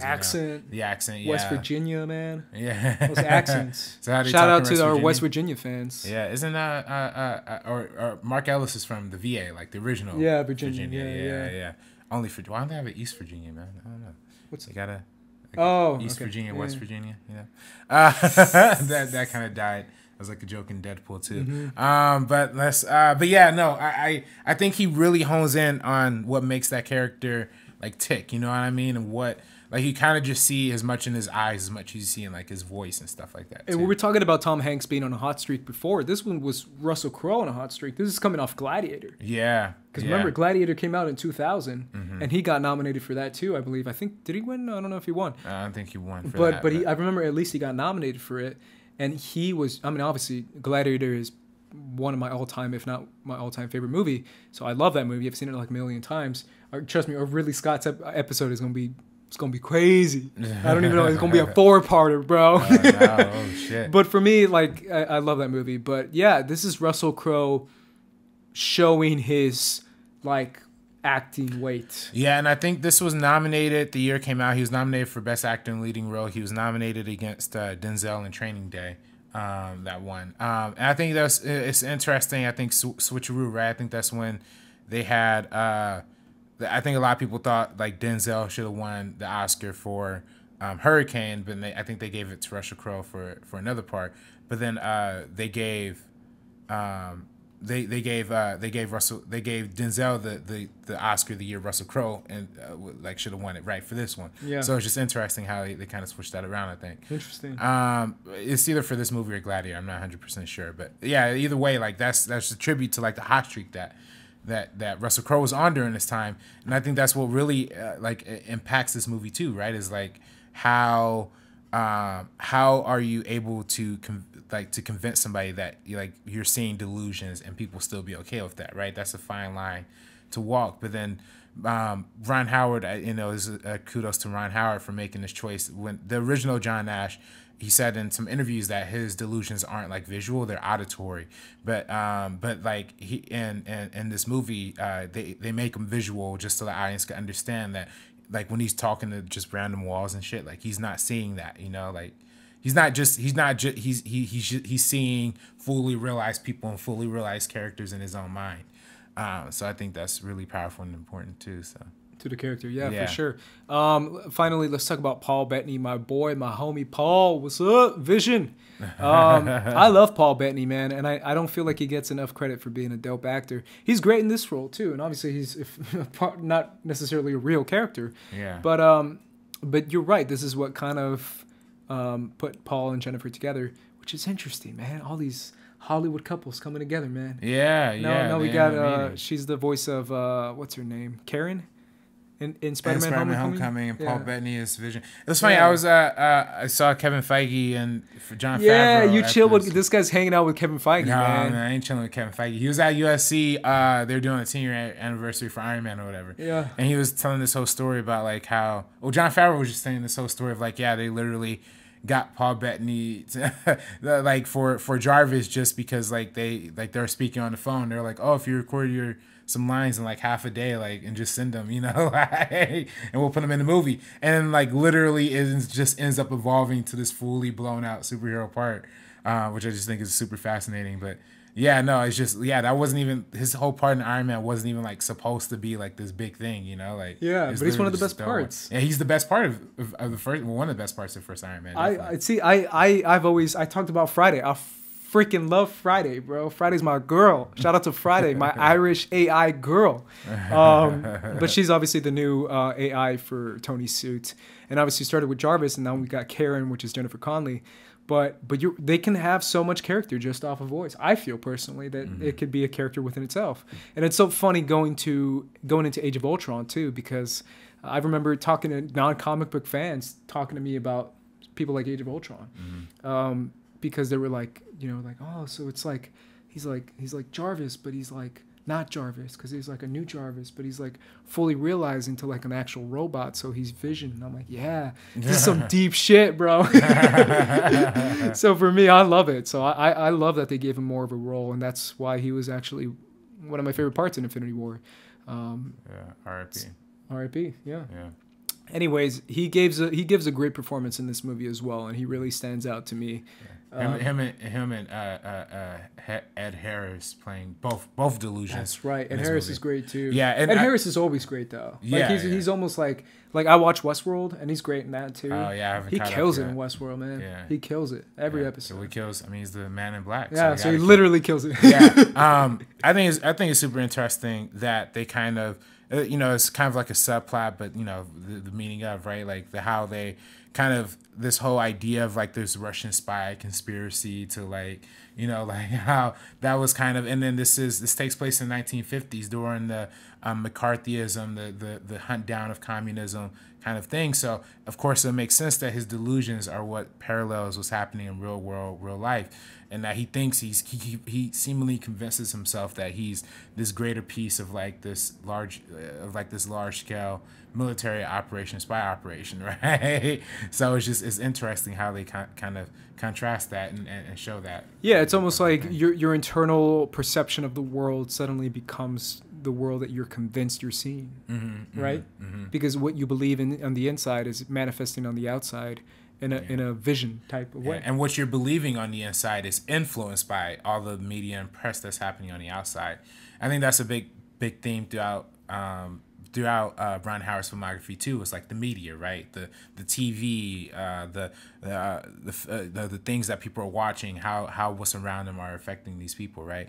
I think that's a big part. I mean, we're not really talking about the movie Ed TV all that much, but like that's a big theme of that movie, right? Like just suddenly being followed around with cameras, how's that affect somebody? And of course, his other films we're going to talk about sometime down the line too. Frost Nixon is literally about a TV interview, right? And that's the whole setting and arena for it. So I feel like that's a big part of what Ron Howard is like consistently saying in his films is a critique on media. It's always interesting to see the perception of media on a more susceptible mind. And it's crazy how that it can even work on John Nash, right? But what we're seeing now in this time is how the media can influence perception on two different sides, and how extremism has come about based on that. It's super interesting, and kind of was going to be my argument for Taxi Driver, which got turned into something it wasn't. But that was kind of going to be my argument, is how like even someone who's very much like, oh, I don't care about politics, I don't care, like people who don't care about, like people who say that, right? People say it's all the same. They're still influenced. Yeah. They still make decisions based off that. They still have grudges based off that. They still view women and people and as objects because of what certain sides are telling them. And it's kind of interesting to see people being influenced by that, which is a running theme in, like you said, Ron Howard's movies. Right. Any final thoughts on A Beautiful Mind before we jump into Cinderella Man? Nah, I mean, that's it for me, essentially. Let's jump into Cinderella Man, because I feel like this movie is a very interesting movie and a powerful one. And speaking of Russell Crowe, it's another Russell Crowe movie, back when he's on his hot streak, another Russell Crowe hot streak type of movie. And I love boxing movies. I'm a boxing fan. I'm a fight fan in general. I'm an MMA fan first and foremost. I am an MMA expert, a connoisseur. I've been following UFC since I was like 15, 14 years old. But I love boxing too. So obviously going into this movie, I saw it with my parents, funny enough. In theaters, which is funny enough because my parents don't see too many movies in theaters, especially back in that time. So what do you think about this movie, and especially rewatching this movie, if you rewatch it? If you didn't, it's fine. But what do you think about this movie and how it stands up nowadays? Well, this to me is one of my favorite boxing films just of all time. And to me is super cool because it takes place in like this Depression era type time. It really is. It's a boxing film that's about boxing, but equally as much about the class disparagement amongst a lot of people, and how this Russell Crowe guy has to return to a life of boxing in order just to make ends meet. You know what I mean?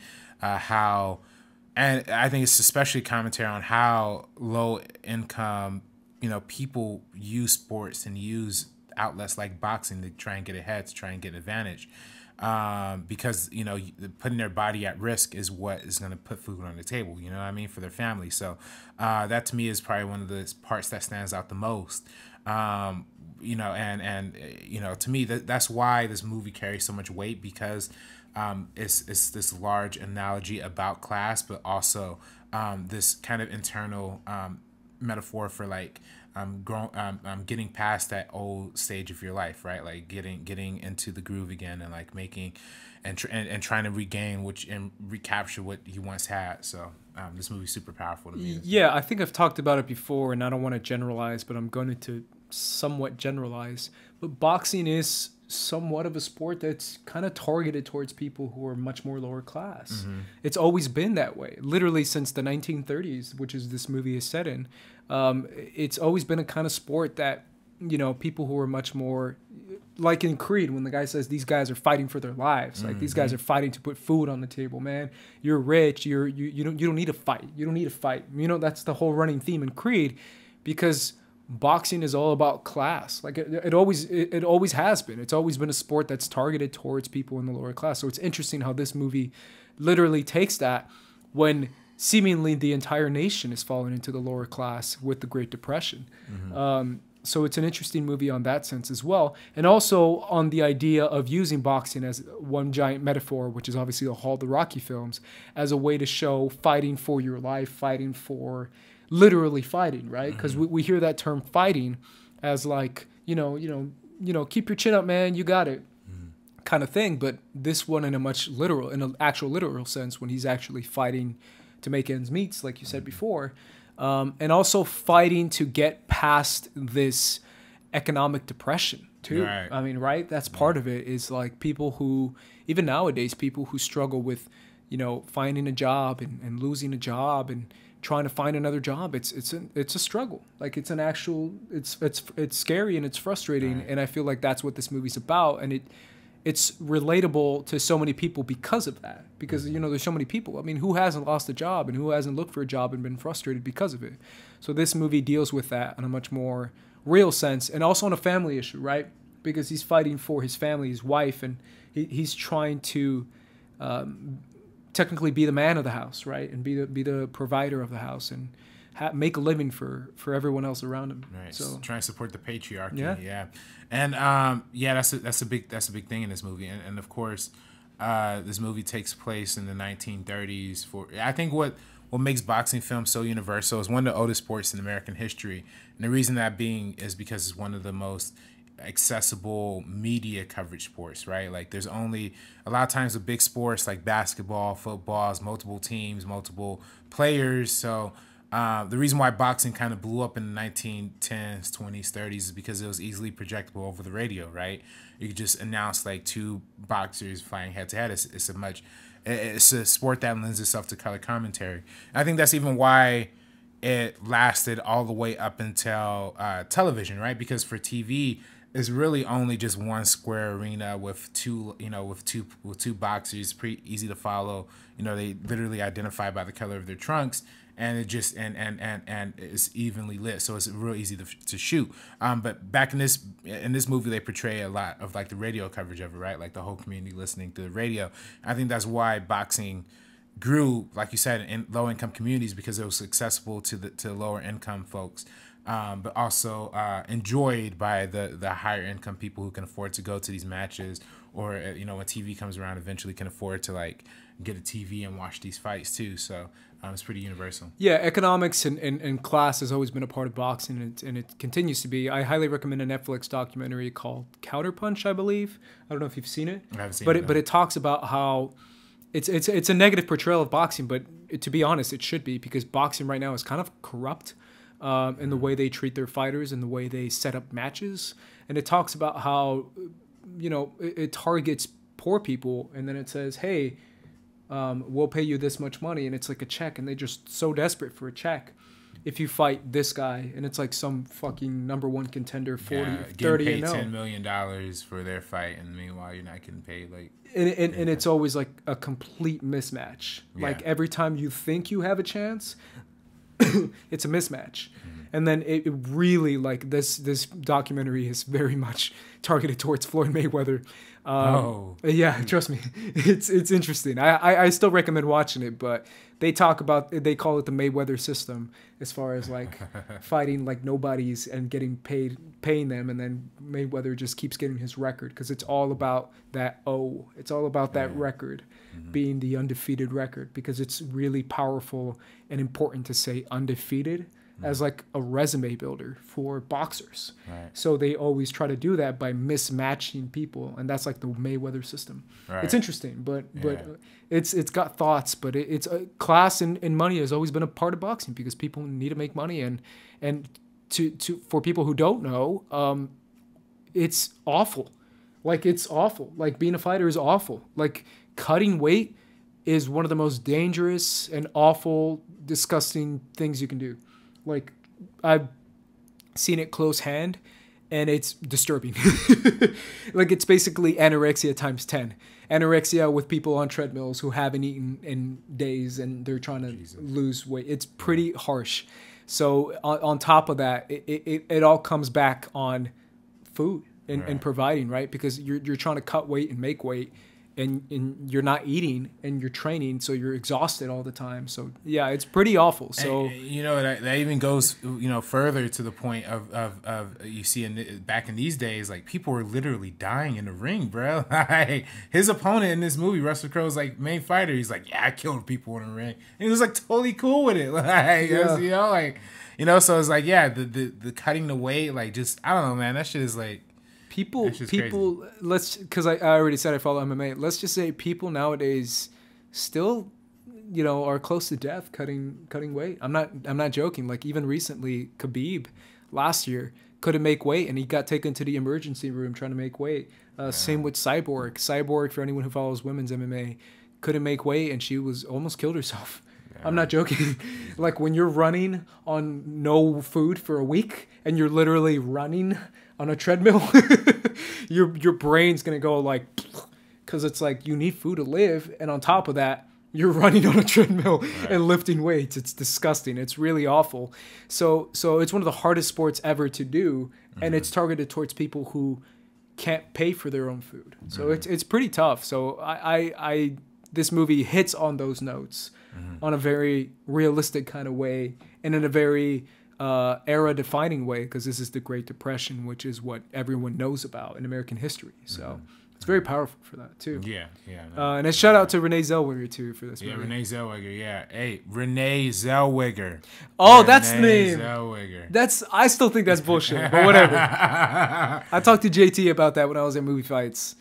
I still think that's bullshit. Hey, Renee Zellweger. It's not exactly like James Dean or some shit, or Brad Pitt. Yeah. Come on, man. You got to put like every letter in there. Come on, fam. Hey. Let's move on to the two movies that made this man a star. It's called The Davinci Code and Angels and Demons, starring Tom Hanks. And Inferno, too. There's an Inferno, too, right? And Inferno, I guess. That's the third one, right? The trilogy? Yeah, you're right. Either way, guys, full disclosure, we've never seen these movies. Neither of us have actually seen these. We were going to see them, but unfortunately we didn't see the movies, and we're like, oh, I forgot about those movies. Yeah, we looked at you. Did you see Da Vinci Code? It's like, Did no, did you see Da Vinci Code? No. So the Da Vinci Code, guys. Yeah. Let us know what it's about in the comments down below. Yeah. This doesn't it have Tom Hanks. oh look, Paul's in it. Bob Bettany, yeah, he's a part. So it's like some sort of conspiracy that Jesus and Mary Magdalene, like what is it? I don't know. The Vatican is like hiding. I will say this: I grew up very religiously, so my parents forbid me from seeing. Let's just say from seeing this too. The same thing for me, bro. Really, this movie was like, as church people. Let's talk about it. As church people, the church talked about this movie. I don't know about your church, but my church talked about it. I remember being back this when it time. It was a big hit. It was based on the best-selling novel. I mean, the church literally talked about like, you know, this movie's like trying to say this shit. It's trying to, you know, bash Jesus. It's trying to make up lies. So I never saw it. You never saw it. Never saw it. Oops. Yeah, I know it's supposed to be a Ron Howard episode, but we never seen these movies. And you know what? That's fucked up because these are probably like the 3 movies that have probably the most deeper meaning. Type shit. Religion. We just lost all our audience. Theories, this would have been perfect for this episode. Yeah. And we didn't do it. Hey, man, we didn't do our homework. Our dog ate our homework, guys. We might just do a separate episode. We might, that'd be interesting. Maybe, yeah. Like RB3 and Ace's perspective on the Da Vinci Code, like in the retrospect. The whole series, yeah. That'd be interesting. I heard the last one's not great. I heard they're all bad. I mean, they're all really bad. I heard the same thing. I didn't want to say that, but but hey, they I mean, the Vatican. Everyone knows that the Vatican does some shit. So yeah, I mean, just watch Spotlight. oh yeah. Of course, Spotlight, but I don't know about like I don't know Jesus babies theories coming to life. I don't know. I don't know what the movie's about. But speaking of conspiracy theories, I mean that's another thing that Ron Howard tackles, particularly in the movie Frost Nixon, right? Like, that's a heavy political thriller kind of. I wouldn't say it's conspiracy necessarily, as well, kind of. It's fact. It's not conspiracy. It's more fact. yeah, but it's very much. It deals with the whole conspiracies and cover-ups that the Nixon administration were involved in. You know, the Watergate scandal, the cover-ups, all that stuff. And this movie really goes into all of the prosecuting like things that like went wrong in Nixon's legacy. So shout out to Michael Sheen. Michael Sheen's my boy. Amazing. He's my homie. I love Michael Sheen. I've loved him since the 2003 epic great movie known as Underworld, where he plays Lucius, the leader of the Lycans. Oh man. Shout out to Michael Sheen. No, for real, I love Michael Sheen. I think he's an amazing actor. Yeah. Frost Nixon, man. This movie is very much about the media. It's about the presidency during this time. Mm-hmm. It's about this era of American politics, which is a very, talked about era because it was a very difficult time. Very reflexive of what we're living in today. That's very true. Very true. As we're living this era of putting our politicians on trial for their foreign affairs. Now, I don't know if the mainstream media is necessarily prosecuting our president now for the right countries that he's in business with. I feel like it'll be much more efficient if we start looking at Trump's connections in Saudi Arabia and some other countries. Well, I mean, the whole Saudi thing too. I've been watching this show I highly recommend called Looming Tower. It's on Hulu, which is about the it's so good, dude. It's so freaking good. It's got what's his face, the guy from Newsroom, Jeff Daniels. Jeff Daniels. Yeah. It's about it's about Osama bin Laden, basically, and how the FBI tracked Osama since way back in the day. Yeah. And they were tracking every single step, and how they kind of just shit the bed when it came to 9/11. Mm-hmm. Unless you believe otherwise, RB3. Nah. But yeah, it's an interesting talk about that and how. But it's interesting because Saudi Arabia. I was thinking about Saudi Arabia and how Saudi has always been, because we have this turmoil in the Middle East that we've had forever. But Saudi has always been kind of on the American side. They're allies because they give us a lot of money. That's what I'm saying. Oil, you know what I mean? And it's crazy how they're always kind of like dipping their hand in like Iranian and Iraq politics, and then dipping their hand in Syria and stuff, and then kind of going back to us. And It's interesting. Well, it's just very interesting. The like, Saudis, shout out to the Saudi fans out there. I love Saudi. There's literally a report that just came out that was like Saudi officials helped put Trump into the office. Like, let's get off this Russiagate people and let's just start talking about this shit. I think you're gonna say let's get off this and start talking about this. Oh, yeah, let's do that too. Let's stop talking about Ron Howard. Hey, Russiagate, Watergate is the Nixon. I thought you were gonna talk about Russiagate. No. Anyways, I love Michael Sheen, but he gives a great performance in this movie. Playing I love how this movie talks about how he comes from this like kind of like variety show background. Yeah. As it's Australian, right? Well, as he's British. He's British. He's British in Australia. You're right. Yeah. He has his newest show just started in Australia. And it's funny how the perception of media personalities and faces that you see on the TV can be so powerful because they're telling you information and you buy that information because you believe that person as not just a face and a personality, but an actual person. Yeah. And that can be from like Ryan Seacrest to like the guy from Fox News. What's his name? Sean Hannity. Sean Hannity. Yeah, like it could be anyone. It could be.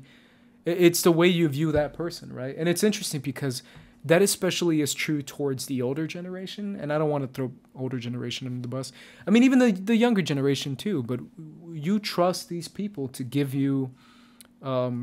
Whether it be opinions or whether it be information, like you trust them, and how you can take like a Ryan Seacrest type to talk about issues that are way above his pay grade with like a Watergate, which is what Michael Sheen's character of David Frost kind of was. He was kind of like the Ryan Seacrest type dude. He was kind of like a Jimmy Kimmel. Hey, Jimmy how's Fallon. it going, guys? Jimmy Kimmel, Jimmy Fallon's a better example. Like it's like, hey guys, what's up? And it's like he's gonna interview the president. Like, right. Like, can we get someone else? Right. Can we get Katie Couric maybe? But basically that's the perception of the media and the perception of what it goes back to keep it to movies or keep it to TV or keep it to sports. It goes back to that kind of ideology that we're seeing nowadays with other personalities and other actors and people who give their opinions and who give their thoughts on bigger issues that a lot of the people feel like you can't talk about that. That's not your job. You're Ryan Seacrest or you're Mario Lopez or you're an actor that I see or you're, Captain America or you're whoever the actor is giving their opinions on heavy political, divisive, world-changing issues. And that's kind of what this movie is about in a general way too, because it deals with, can we trust someone? And yes, we can when it comes to these issues. And why can we trust them? Because they're people and they live in this world too. And if they're intelligent and they're smart, then they're able to give their opinion in a very logical way, and we can trust them in an interview type scenario. Right. Yeah, and like you mentioned, these are themes that play outside of just like this kind of this time period and all this stuff. Like even today, we see like real like late night shows who. We hold our late night hosts responsible for when they do like interview presidents or presidential candidates and stuff like that, right? I mean, we there's that whole thing with Jimmy Fallon. I was gonna say Jimmy Fallon, bro. I still haven't gotten over. I don't think I've forgiven Jimmy Fallon. I've never liked Jimmy Fallon to be honest, but it just makes it worse. Yeah. Like, bro, Jimmy, come on, bro, come on. Can't be rubbing his head. Come on, man. That's crazy. So yeah, I mean, it definitely speaks to that, but that's why they thought he was the wrong choice because he was gonna say that even the Nixon administration believed that he was gonna it was gonna be softball questions, right? Like a profile personality piece, right?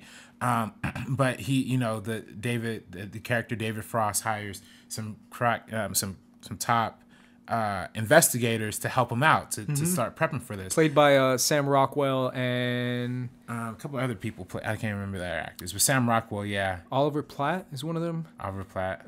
But yeah, these guys, they're basically researchers for Frost's character for the interview, prepping for the interview, and what type of interview it's going to be too, and how both sides of what this could be for the president or for anything, how both sides of an interview deal with prepping, right? Because your people talks to my people about what questions you're going to ask me, what type of questions you're going to ask me, where it's set is incredibly important. What time it's going to premiere, how many interviews are there going to be, what line of questioning is it going to be, what kind of piece is it going to be. Like, there's so much, as someone who's worked behind the scenes, like there's so much behind narrating interviews. And what people don't know too, and I'm breaking Hollywood news for you because I'm sure you know, especially when it comes to reality TV, because I've worked for reality TV. It's all scripted. It's all scripted. It's like I've literally written lines for people. I have personally written lines for people. But how also in interviews, how you kind of go into an interview knowing that if I'm going to be interviewed by this press, like let's say MSNBC wants to do a piece on Robert Butler III's new movie. Like, you know what it's going to be, kind of. Or versus someone like Fox News is going to do a piece on Robert Butler III's comment on the Meaning of Podcast where he called out Trump and Saudi. Like, you know what you're getting into, right? So you know the kind of questions and the kind of tone that you're going to get from the interviewer. That's the same thing with this movie, because it talks about the tone that you're going to get from a bubbly person like David Frost. Right. So it's super interesting because I love that whole prep mentality and the whole, like, if you don't stick to the script type of thing, we're going to call off this interview kind of thing. Right. Which is what Kevin Bacon's character plays, as he plays the military, super crazy press guy who trusts Nixon and who wants him to get a piece out of. That's why he agrees to the interview in general, is because, it's going to be a fluff piece, basically. It's going to be make Nixon look good. Right. That's not eventually what he gets, but it's kind of coming in both sides and seeing what both sides can get out of an interview. You want good press. Good press is literally like what people fight for. It's literally what Trump always talks about on his Twitter, because he sees how powerful it can be. Right. And it's interesting, you think about, like we talk about the reporters and the investigators and the other side with the Kevin Bacon people, how each character kind of has their own like kind of corners, like behind them, backing them, and like teams and stuff like that. And, I think I was reading on IMDb trivia or something like that. Like Ron Howard said he considered this movie like a thinking man's boxing movie, like a Rocky in a sense, right? And I like that Rocky analogy because it really is like the more powerful figure in Nixon, right? Like he's the experienced fighter, he's the Carl Weathers, Apollo, whereas David Frost guy is like the Rocky figure, right? The underdog who kind of needs a lot of preparation and training to go into this. And of course he's doing, the character's doing other things. He's going to movie premieres, like not getting enough sleep before the interview. So he kind of, he's kind of softballing a little bit to begin with. But it's also because you see Nixon is such a powerful character and his ability to like manipulate and to really get inside of his head before these interviews to kind of throw him off his game, right? So it's just fascinating how we see that whole journey and that whole arc and story and stuff like that. So that's so true, right? Yeah. I mean, it's even true nowadays with interviews that we see nowadays too. But how it's like going back and forth and the idea of like, oh, it's like you're gonna let him talk all this time? Like, no, you gotta talk too. Or it's like, oh, you're gonna let him step on you there? It's like, no, you gotta hit him with this question. Or you gotta hit him with a zinger. You gotta hit him with like it's like, ooh, we got you. Like that. Those ooh, we got yous are real, right? And those actually help too. And it goes back to how two sides deal with each other too. Right. Did you see the interview with this was a while back with what's her name? The blonde girl who's super loud and who talks, and Tommy Lauren and the new Daily Show guy. Oh, Trevor Noah. Did you see that interview? Yeah. Because we saw it at work, and it's so interesting to see people talk about it and how like some people were like, probably me, was like, oh, he was too softball, bro. It's like, bro, you could have nailed her. You could have been like boom, boom, boom, boom, boom, like right there. And it's like he chose not to, and it's like kind of it's dueling. Because you're dueling in a way, in a verbal fight. You're verbally communicating, but you don't want to come off as an asshole, but you also want to come off as a pushover. You don't want to come off as like a dick, but at the same time, you don't want to be like weak. So it's like it's all like perception and reality coming full head in an interview kind of thing. And when it's a two-side kind of interview too, when it's more like debate type interview. That's why presidential debates are so important. Because, I mean, literally that's what goes back to John F. Kennedy's presidential debate when it was televised. And then when it comes back to Nixon's debate, too, and he talks about it, too, when he was sweating on his lip. Right. And when people little things can take away perception, and how verbal debates change from TV debates, and you don't want to look weak, but you don't want to look like a dick either, right? Which obviously wasn't the case for Trump's debate. right. He wanted to look like a dick, and the more dick he was, like, it's better. Well, I mean, but he was more. But that was, I mean, for the whole Trump thing, he got off because it was the only, like, he was the only politician who was like a straight talker, right? Like a straight. Yeah, shooter, it's different. right? Obviously, So why, I'm like, going off topic, guys. I apologize, but for me, it's interesting to see that, because that's the dynamic you want to present in an interview, and especially with an interview dealing with illegal stuff that the president did in this movie. Right, and of course, you know, the characters are played by, like you said, Michael Sheen playing David Frost, and then Lucien. From King of the Lycans. Oh my God. I'm just kidding, guys. Vampires. Underworld. Yo, one tab was just like Frost Nixon. He just clicks over immediately. It's Underworld. Yo, shout out to Underworld. And then, shout out to Kate Beckinsale, Celine. Kate Beckinsale, yeah. It's literally one of my all-time favorite movies. Underworld. Hey, man, we're always, the vampires are a constant theme in this show. You talk about the meaning of, do a meaning of episode on Andres Camber. Vampires going to be there. Vampires going to be there, man. But no, I think for this movie is funny how and of course Frank Langella is playing Richard Nixon. Now this movie was originally a stage play that happened on Broadway and won a bunch of Tonys. But then they adapted it into the movie, but kept the same two actors playing the parts. That's right. I forgot about that. Yeah. Jesus, man, I should know all this stuff. But yeah. So it's just fascinating how, and this, you know, is interesting when we see other like plays to cinema adaptations. Some really work. Some are just kind of Aaron stage Sorkin. plays.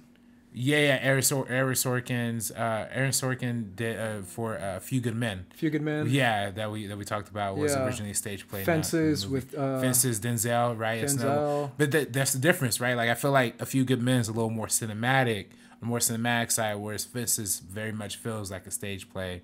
Movie, yeah. That's so true. And I think this one is kind of a good balance of both, because you do get like those longer monologues, you do get like those extended conversations, but Ron Howard adds a real cinematic touch to it, right? The camera moves a lot, you get different angles, a lot of different locations, a lot of different characters, a lot, you know, some montages and stuff like that. So I think this one's inherently a little more cinematic than I feel like a lot of other play to film adaptations, but it's interesting how this movie plays around with the whole idea of like the theater within the television set, right? And it also is like a meta commentary on, I mean, they cut to those different interviews, right, of people being interviewed throughout this movie. So it kind of makes it feel more of like a documentary, kind of more realistic kind of take to it too, like a docudrama as well. I think even further than that, it does all of that so well that it feels material and it feels filmic and it feels cinematic, while also highlighting the theatricality in television in and of itself. Because it is theatrics. Right. Essentially what you're doing is you're playing to an audience, and that's what theater is. You're playing to the audience. Let's finish up with the final two movies in his filmography. He's got a bunch of other things that he's done too. I mean, obviously he's done the Beatles documentary. Beatles documentary is great on Hulu. Which is very successful. It made it like people watched that. Like it got a lot of clicks or views or whatever. And the Made in America documentary too. He did the concert film that was like a Jay-Z performance. That's right. Thing too. But the two films were Rush and In the Heart of the Sea. Obviously, the ones that stands out to me is Rush. Yeah, Rush, yeah. I love Rush. It's actually one of my favorite Ron Howard movies because it's a movie that I was fully invested in versus the previous movies being something that I kind of dabbled in. Rush deals with, in my opinion, obviously I haven't seen it. I didn't rewatch it because I love this movie. I've seen it a lot of times. But it deals with the idea of obsession with athletics, but also with racing is so different than any other sport, right? But it's also dealing with the idea of media too, right? With personality. Media, with personality, dealing with someone like the character that Chris Hemsworth plays.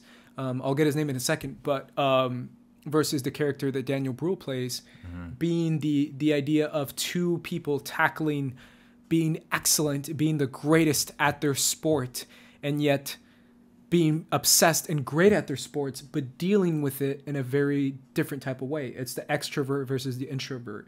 It's the guy who wants to solely focus on his sport versus the guy who wants to solely focus on his sport, but also get them deals and also hang out with them girls and also politic and talk to people and get to know people, get sponsors, get people on board with his product. He's selling himself as a commodity, as a product. Yeah, it's to pay for that alcohol addiction of his. That's true. That's also true. Yeah. But it's what we're seeing now in athletics too. I mean, it's what we've seen in athletics for a long time. It's the Michael Jordan. It's the be on the Gatorade bottle. It's the, you know, all that stuff helps in your career quite a bit.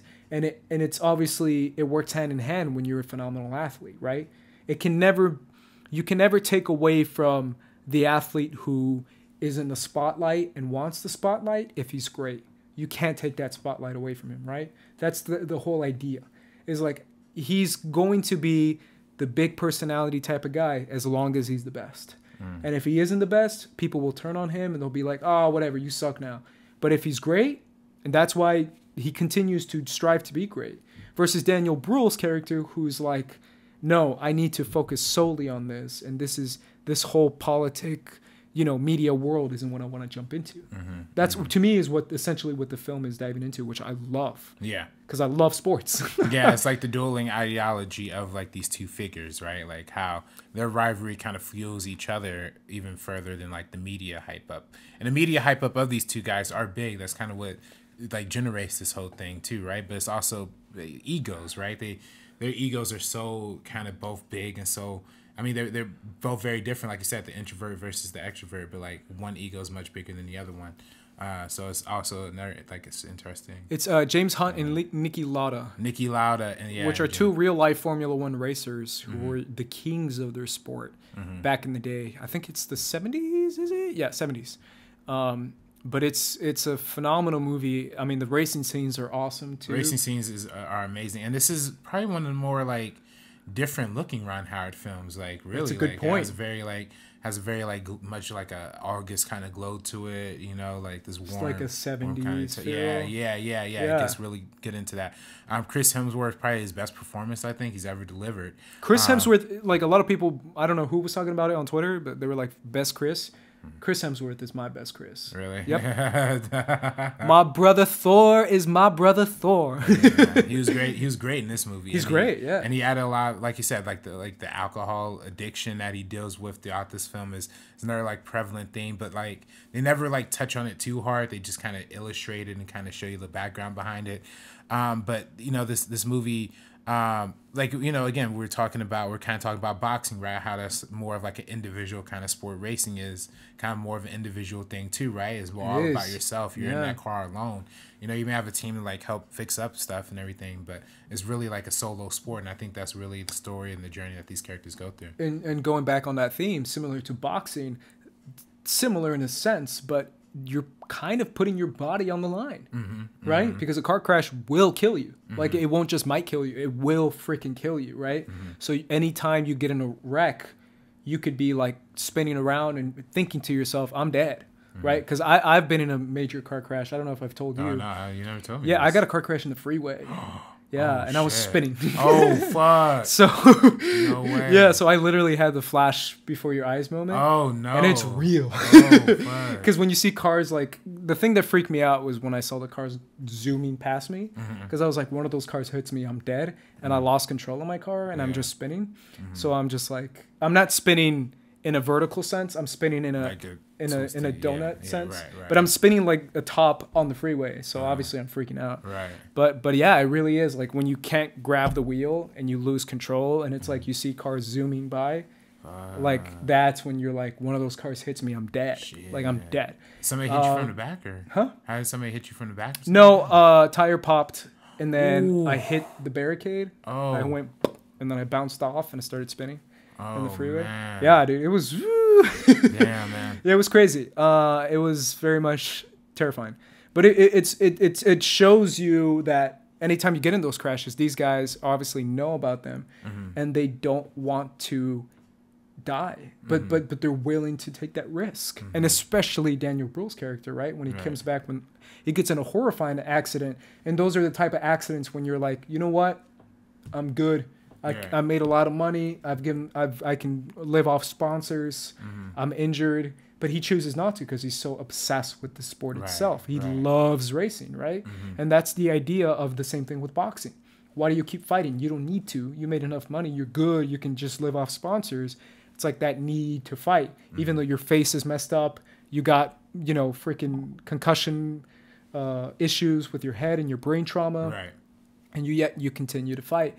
That's the idea, too, with Nicky Lottie, who is just so obsessed that even throughout horrifying accidents, he continues to go on. I mean, obviously, same with Hunt's character as well. Yeah. He chooses to continue going on as well. But I feel like especially they make it a point to talk about Lottie being like, bro, stop. Right. You're going to die. Right. And what I love about this movie, they ultimately like show this whole rivalry, but they show you they're kind of on the same page for like a lot of stuff too, right? They kind of like agree with each other for the most part. And in the end, they end up becoming friends to a certain extent, right? Like, when they're talking about driving on that super dangerous trail, the second time, and everybody, they think about like not canceling the fight, but canceling the race. But they ultimately end up speaking on the same side on that, right? So it's very interesting how they kind of portray the split in this rivalry, but also like the dynamic of like being with each other, like not being with each other, but like standing in support for an ultimate morality standpoint. It is interesting. It's interesting to deal with the idea of rivals and the idea of current rivals versus post rivals, right? To me, that's essentially what I get from it too, is the idea of like LeBron James and Kobe Bryant. I hate you. But once you retire, oh, bro, what up? What you doing? Hey, you up? Like, you're chilling now, right? Because you don't care. Because I'm not trying to beat your ass every day. Right. Versus like Nikki and James, they're always heading head to head. But deep down on the inside, they're like, bro, after this is all done, I'm good. Like, you good? Yeah. I'm good. You good? All right, man. And I think competitive rivalries always do that too. I was thinking. I mean, I was watching. I don't know if you heard. I'm sure you heard the Joe Budden podcast, right? Yeah. I was listening to most recent. You love Joe Budden, right? Hey, man, he's my guy. Hey, man. Shout out to Jesus and Mero, bro. What up? Hey, my Dominican brothers, too, my Dominican and Jamaican brother. I was interested because they were talking about whether or not, like, what if celebrities like back in the days had like social media now? Like, if Michael Jordan had a Twitter back in the day, like, would you just be him like yelling at people? People forget Michael Jordan was an asshole. He was like fighting people in the locker room. People don't remember that. They're like, Michael, the great Michael Jordan, and he does like his pose. It's like, no, that boy was a dick. Would he still be considered the greatest if he has to, or would he be considered more of the greatest? I mean, I feel like if we didn't have social media, it is interesting, right? Because a lot of people, hated Kobe because of his kind of being like, yo, I'm the best, F you, screw you, I'm the best, screw you, give me the ball, screw you. Like, he was kind of a dick on the court, right? Like, I remember because I'm a Suns fan. I saw the games. He was a dick. And then same with LeBron, because my mom views LeBron, I told you, as like being a dick and be like, yo, I'm the best, I'm the greatest, I'm LeBron James. And it's like, dude, chill. Michael Jordan was that times 10. He always talked about, like, I'm the best, I'm the greatest, screw you, give me the ball. Like, that was Michael. Like, Michael was... I mean, look at Kevin Durant. Kevin Durant is, like, the perfect example of someone, and we've talked about Kevin a little bit, but he's the perfect example of someone who's not socially right. He's just not a social guy, and it's just like every time he talks, you're like, man, you're kind of a dick. Like, what's your deal? So it is interesting. It is very interesting. Funny. You just see, I don't know, man. I just think it's funny. You just see footage of like Michael Jordan just whooping people's ass in the locker room. Somebody posts on Instagram. It's like, is this your good example for my kids? Right. Hey, but you go out there and you see him win games, people are gonna be like, yeah, that's why. I feel like that's the thing with like Kobe too. Like, after he retired, like, everybody's like, oh, like, everybody hated Kobe. I was a Lakers fan, so I love Kobe, but everybody hated Kobe. And I feel like after he retired, everybody's like, oh, Kobe wasn't too bad. Because when you retire, it's good. It's all good. It's water under the bridge. My thing too is like being a former competitive athlete. I got to a pretty high level eventually when I got to the collegiate level. But being a former competitive athlete, I really do feel like it's different when you, and I'm sure you understand it too, but because I kind of get upset when people get upset at athletes who say those things, and athletes who kind of live it, who are kind of like, yo, I'm the shit, I'm the best, and people don't get it. Like, you have to say that. Like, I was an individual sport too, because I was a swimmer, and when I was on the blocks and it was like get ready, take your marks, like I was in my head thinking, I'm gonna kick your ass, bro, because you have to think that, otherwise you'll lose. Because if you're like, I'm okay, you literally, like, the other guy takes off and beats you. Right. Or if you're like, I'm gonna be humble, if you try to be humble, you're gonna lose. You're gonna lose, yeah. So especially with individual sports, but even in like sports like basketball, like if you play basketball, I'm sure you've played basketball. You can't play a sport like basketball and think, have the ball in your hand and shoot a ball and think to yourself, maybe. You have to be like, I'm the best, I'm the shit, let's go. Like, you have to say those things. Otherwise the ball won't go in. Like, it's a psychological thing. So when people say it outside and then the media gets mad, I'm just like, what'd you expect? These are professional athletes. They have to be kind of dicks. Like, I remember so much the freaking what's the guy from Seattle?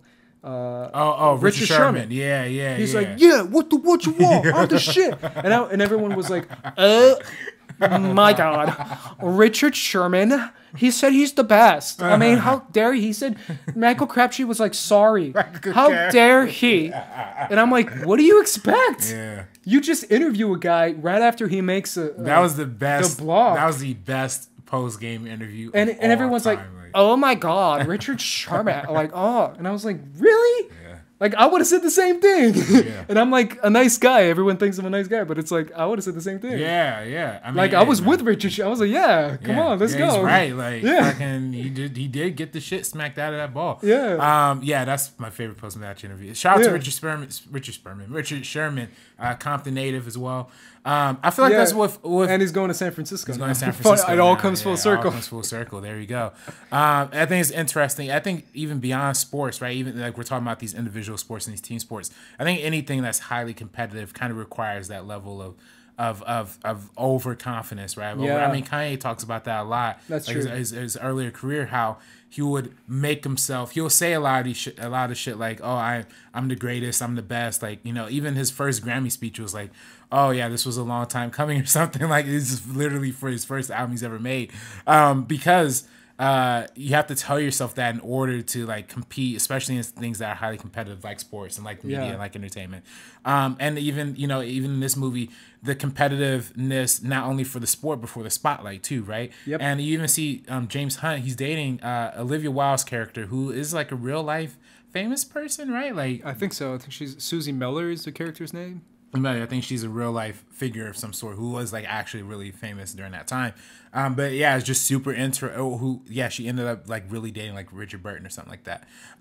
But yeah, it's just fascinating how all of that plays into the kind of ego masculinity driven sport that is at the heart of this movie. So super fascinating. Which is racing. It's all about like being at the high level, but also being perceived as great, being seen as great, being visualized everywhere, being on like you said, hanging out with movie stars and hanging out with people, but it's still being perceived as like nowadays it's still being perceived as doing all those things, but also, being like I'm the best, I'm the greatest, but also trying to turn it because you don't want your legacy to be too much of a dick too, because nowadays people are trying to avoid that. Right. Yeah, right. People try to avoid that. I mean, I was watching the conference finals, and they were talking about Allen Iverson and what's his legacy, right? Because AI used to be like, he was the GOAT back in the day. Like, man, AI was like next level. They were talking about it because of Kyle Korver, because Kyle Korver's been playing well, but it's one of those things because Kyle used to play with AI, and when they interviewed him about AI, he was like, oh, AI, like he was best dude ever. He was amazing. It was amazing playing with a player of that caliber, but it's also like his representation off the court, and what was his representation off the court, right? And how it's like as a criminal, and it's crazy how people back in the day were like, "Yo, don't be AI, don't be like." It was like a big thing. And it was crazy, but it's all about the perception of the media and being great, and how dealing with that greatness is a balance between perception and reality, right? Because you know you're the best and you can get away with this stuff as long as you can continue to be the best. So you want to continue to be the best so you can keep getting away with this stuff. And also the love of the sport, which is what Nicky Lauda shows and James Hunt, because he loves it. You gotta love it if you keep doing it at that level. Right. So that's why Rush is one of my favorite movies. And we're gonna finish with this, guys. It's a new segment. I'm making it up right now. It's called Rank Their Films. Oh, okay. Boom, very creative. Boom. Rank their films. Yeah, let me put that right there. It's gonna be this some creative shit, bro. Hey, yeah, I just man, came up with rank it. them. Yeah. Okay, so Let's start up with top 3 Ron Howard films, Mr. RB3. Okay, top three. Now Top this is 3. interesting. Now, I'm gonna give you this list right here in front of you. Now, this so is you a can long see list. it. A lot of films are on this list. Now, of course, I feel like this is, and again, we didn't mention some movies like Far and Away, Backdraft. Backdraft is one that I remember seeing as a kid, but that's not really gonna play into my list because I'm gonna put Number 3. Number three. I'm probably gonna put Rush. It's the newer one, and it's one that is pretty high up there in terms of Ron Howard's filmography. Number 2, I'll probably put Frost Nixon. No, I'm sorry. Number 2, actually, I'm gonna switch that out. I'm sorry, Rush is not making the top 3, y'all. I'm sorry, it's not making the top 3. Unfortunately, I'm gonna put number 3. Actually, I'm gonna make that one Frost Nixon. It's my number 3. Cinderella Man. I'm sorry, Apollo 13 is my number 2. Cinderella Man, my number 1. Wow. That's how I'm gonna. I love Cinderella Man. Crazily enough. Interesting. It's a great film. It's for me. I'm gonna say right now, guys. I'm gonna give you my train of thought. It's between Cinderella Man, Frost Nixon, Rush, and Apollo 13 for me. Yeah, a beautiful and Davinci Code. I mean, obviously. Oh yeah, Davinci Code's high up there. I was thinking about how the Grinch Stole Christmas. I was thinking where that place was gonna be. But. A Beautiful Mind, unfortunately, won't make my list. But I'm going to put at number 3. I'm going to say Frost Nixon. At number 2, I'm going to say Cinderella Man. And at number 1, honestly, especially talking about it again, and I love this movie so much. To me, it was one of my favorite movies that year. Rush. Oh, Rush is your number 1. Okay. All right. Cool. Chris Hemsworth. What up, homie? Hey, man. Shout out to my homie Thor, Odin's son. Hey, he's a great fit. Hey, but that movie came out 2013. Yeah. So it's pretty recent. So even though he directed Rush, one of your favorite movies of 2013, you're still not excited about him directing Solo? No. Okay. Because of what it's become. It's become an amalgamation of Lord and Miller, of Lucasfilm, of Kathleen Kennedy, of the spin-off films, of so much stuff that for me it's like, I don't know. Will it be a Ron Howard film? Will it be a Kathleen Kennedy film? Will it be a Lawrence Kasdan film more than anything else? Right. I think it's going to be a Kasdan, Ron Howard mesh with like a little bit of Lord and Miller. And I don't know if that's going to be good or not. We'll see. Right. Tune in next week when we talk about George Lucas and our review of Solo: A Star Wars Story, where we talk about it at length with spoilers. So please tune in, guys. Hopefully you enjoyed that episode, guys. That's it from us. Let us know what is your top 3 Ron Howard films, and let us know what you thought about Deadpool, what you thought about our discussion for Deadpool. Hopefully you're not too mad at us about that, specifically me. Shout out to my homie Colossus. Shout out to my homie Yukio. Yukio. I'm just giving shout outs. Yeah, Yukio. Hi, Yukio. Hi, Yukio. But let us know in the comments down below what you guys enjoyed the most. Comments is the best way for you guys to communicate with us. We try and read as many as we can every week. So please leave as many as you can every week. And with that was a Meaning Of podcast. I'm Ace. This is RB3. And we are peacing out. Peace out.